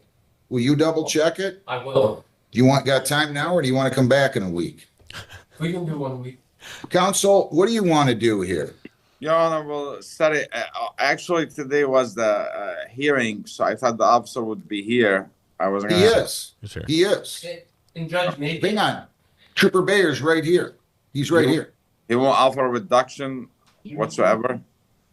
It's not him. It's the prosecutor saying there's this masking statute, which I agree with. There is a masking statute, but I don't think like the that masking prohibits statute. them from reducing a speeding. They can't take this to, Impeding? Parking in a no parking zone or impeding traffic. That's certainly masking. I get that. But it seems to me that that there should be some room to move this. So Judge, we would have no objection if this was set to an informal where this could be discussed with the trooper and the driver of the vehicle. He's got a lawyer now. I can't force him. I can't force him to go to an informal. No, I wasn't asking that. Just you said I can't set an informal with a lawyer. I understand. But it just appeared that might be the best avenue to get the resolution that driver level. Judge is trying to get this knocked down a little bit because this guy's going to lose his CDL over 2 speeding tickets. Go call your office and see if you can't figure out a way to reduce this. This is Yeah.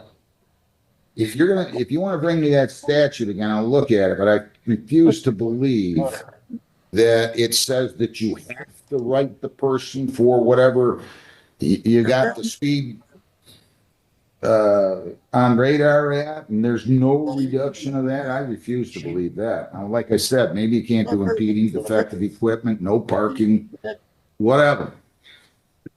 But I refuse to believe it. I don't think that's right. So can you call your office, and I'm gonna keep the lawyer here, and the trooper, you can go, except you might not want to go. If you want to just give me a few fine with hanging minutes. Thank you very much. I'm All going right, to pause that's this what here we'll and do. explain this Thank really you. quickly. Hang on. All right. Pause. I'm sorry, I got this interpreter. I got to take this case here. Pause. Let me explain what the judge was doing. It's not that the judge knows the defendant and is just trying to give him a break, right? This isn't like, if you know the judge, you can get away with something. What the judge is saying is, I'm here every day, dispensing justice, and I see how the system works. And we have people who come in with domestic assault that gets reduced to disorderly. We have all these people who come in with serious crimes, with injured victims and losses to other parties that are getting huge reductions on the sentence and getting deals after deal after deal. And you've got this guy who was driving 10 over the speed limit. And you're hitting him with 4 points on his license, which I believe the point system, 1 point is a ton, and it's massive. It's a huge slap. Now I realize that the other side of this is he's driving a truck. He's got a CDL license, and that is we need big trucks to drive safely. They're just dangerous. But he's looking at this and saying, I don't see this as being fair in the scope of everything we do here. That this guy, if he was in any other vehicle other than the CDL, he would have been impeding traffic. Reduce it down to something that literally does mask the original offense, to something that has no points on the license. You pay a $125 fine and you're done. And instead, this ticket as it's written, the prosecutor is saying, because of federal anti-masking statutes that apply when you cite a CDL license holder, you can't hide the fact that this was a speeding ticket, but we're going to call it something else like double parking or impeding traffic. I see what he's doing here. And I know that this judge has a little bit of an issue with the prosecutors here. He doesn't like how the prosecutor's offices run.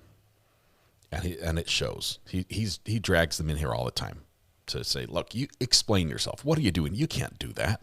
First of all, you can't go tell the person, it's okay, we're going to reduce your fines. We're going to offer you reduced fines. So you'll get 4 points on your license. You lose your job. You lose your CDL. But you'll only have to pay $75 instead of $125 at the end of the day.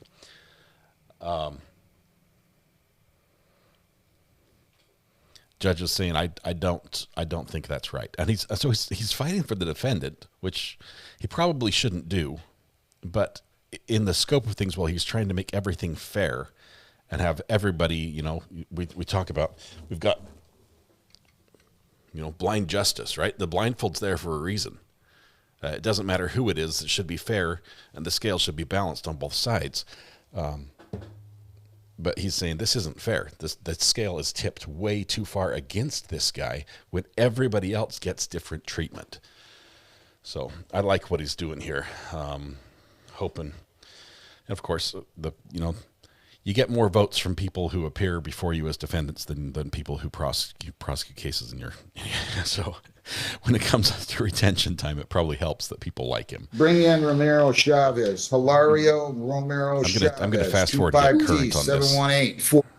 Let's get current and see where we're at. Oh, it looks like he's on break. We have just about 50 minutes. Do you want to take a short lunch, a short early lunch before we go up to Thurston County for the court to begin? I know a couple of you have mentioned the trial that's starting out of Tennessee today. And it's a tough one. It's a tough one because a baby was killed. The mother was executed and the baby was discarded and killed in the process. it's tough. It's a tough case. That's the Tennessee versus Brandon Isabella. He is accused of shooting the mom in the head and then taking the baby, driving to the bridge, and throwing the baby in the Missouri, Mississippi, I forget, a huge river, whichever river it is. I'm not going to cover that one. That's a tough one.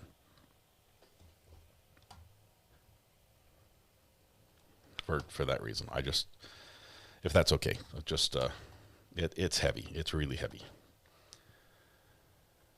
It's not that we don't cover these types of crimes. It's that we try to space them out and just.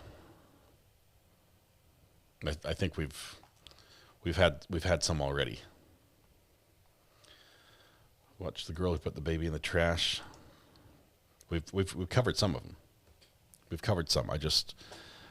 We've done a lot of these cases. I just can't cover all of them. It's my emotional and mental health as much as anybody else's. So I apologize if you're hoping for that one. There are going to be other places that are covering it. Obviously, I think Court TV has some local stations. Our Law and Crime might.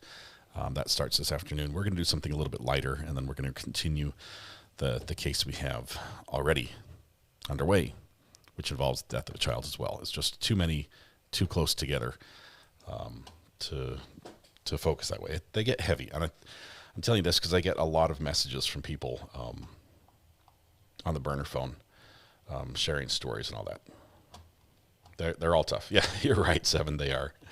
We just try to balance out a little bit. Maybe even a couple days. Broken Baker would be a great one. Broken Baker would be great if he's covering that one. Highly recommend that. He's rated us. We babysat his group. I'd highly recommend going and watching that with him if you really want to watch that one. But that's it. All right, so let's do this. Let's do a short lunch, very short lunch, because we're going to come back at noon for Thurston County. The case starting up there, the one day, and then tomorrow. That helps because our schedule-wise, we're going to be done with this case up in Thurston County. We're probably going to have verdict music tonight, and then we start the penalty phase for the DeSoto. Not DeSoto, just Soto. Now the names escaped me. Speaking of which, Megan Fox and her viewers just joined. Welcome to the Fox Den. Good to have you here. I was just explaining our schedule for today. We were just briefly watching with Judge Dad as he was laying down the law and sort of harassing the prosecutor a little bit, trying to get a better deal for a defendant who appeared in front of him. He took on a break. We're going to take a break because we're going up to Thurston County, Washington in just a minute to pick up a case we just watched the opening statements of this morning that happened last night. Jury selection happened last night. It's in the Holiday Inn Express courtroom. It looks like literally you're waiting in the hotel lobby and they just decided to set up court there. So it's pretty funny. They are, in fact, up in Thurston County, they are getting a new courthouse, I believe. So that won't last forever. Our love for that terrible carpet courtroom will end, and we're going to go somewhere else. Paula Max says, go to the post office, please. I promise it's a good package. Okay, I will. Can I ride my bike, or do I have to take the trailer? Paula, I'm just, can I ride safely with one hand on my e-bike, or Soto Escalara? That's it. Thank you, Red Pen, for the name. We're not kicking out the Fox 10. No, you guys are good. Special Force, welcome. I recognize a couple of you. Tammy Dunlap, thanks for welcoming the Foxes. Legally Blonde, did I share your pic? Of course I shared your pic. It looks like this right here. Happy birthday. That is you enjoying your breakfast waffle at Waffle House this morning. I did hear, in fact, that they, I have to out them here, Waffle House, do better. They did not honor the tradition of a free breakfast waffle on your birthday. I'm not sure if it's just your location who hasn't got with the program or what. I did offer, as you know, to speak to the manager, Legally Blonde. I would have done that for you. I also offered to cover your breakfast, and you turned me down on both. So I'm sorry about that. You should get a free pancake, a free waffle, whatever it is on your birthday. So I had waffles this morning, and I think I got a little syrup in my beard. Now, if you notice, I'm trying to pick it out. I need to go wash my beard because I've got leftovers from breakfast still there. All right. You're good to ride bike. It's not too heavy or too big. All right. Bike ride it is to the post office on lunch. Got to be quick, though. All right. Anything else?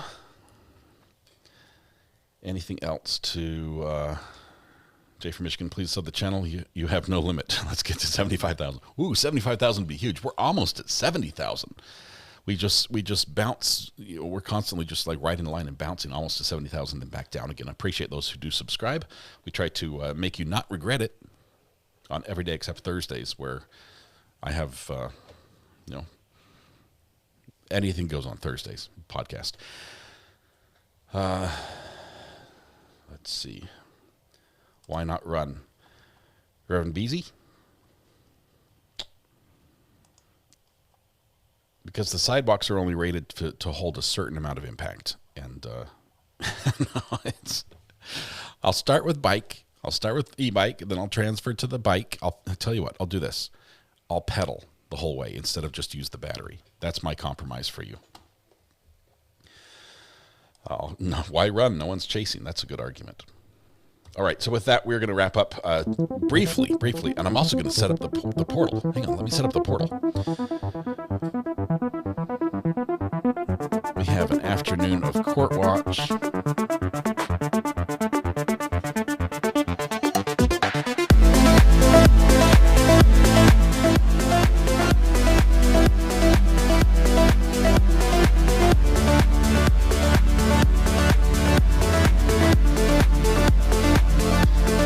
We have a one-day jury trial coming up.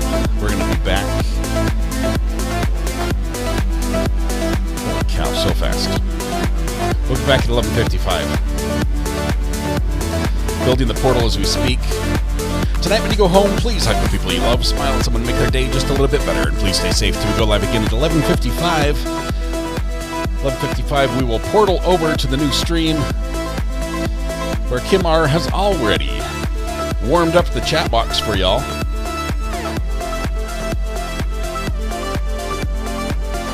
Okay, portal is built. We're set.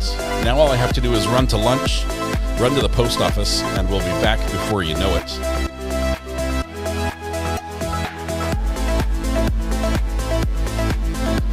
All right, I think that's it. I think that's everything. Once again, big shout out to all the mods. They're absolutely amazing. Thank you for everything you do. It would not be possible without you. Thank you for all of you for making this community the best place on the internet to watch true crime. And portal incoming. Grab your portal, buddy. Don't get lost. Here we go. I think we're ready. Everything's ready. Hands off the wheel. Here we go. Let's see.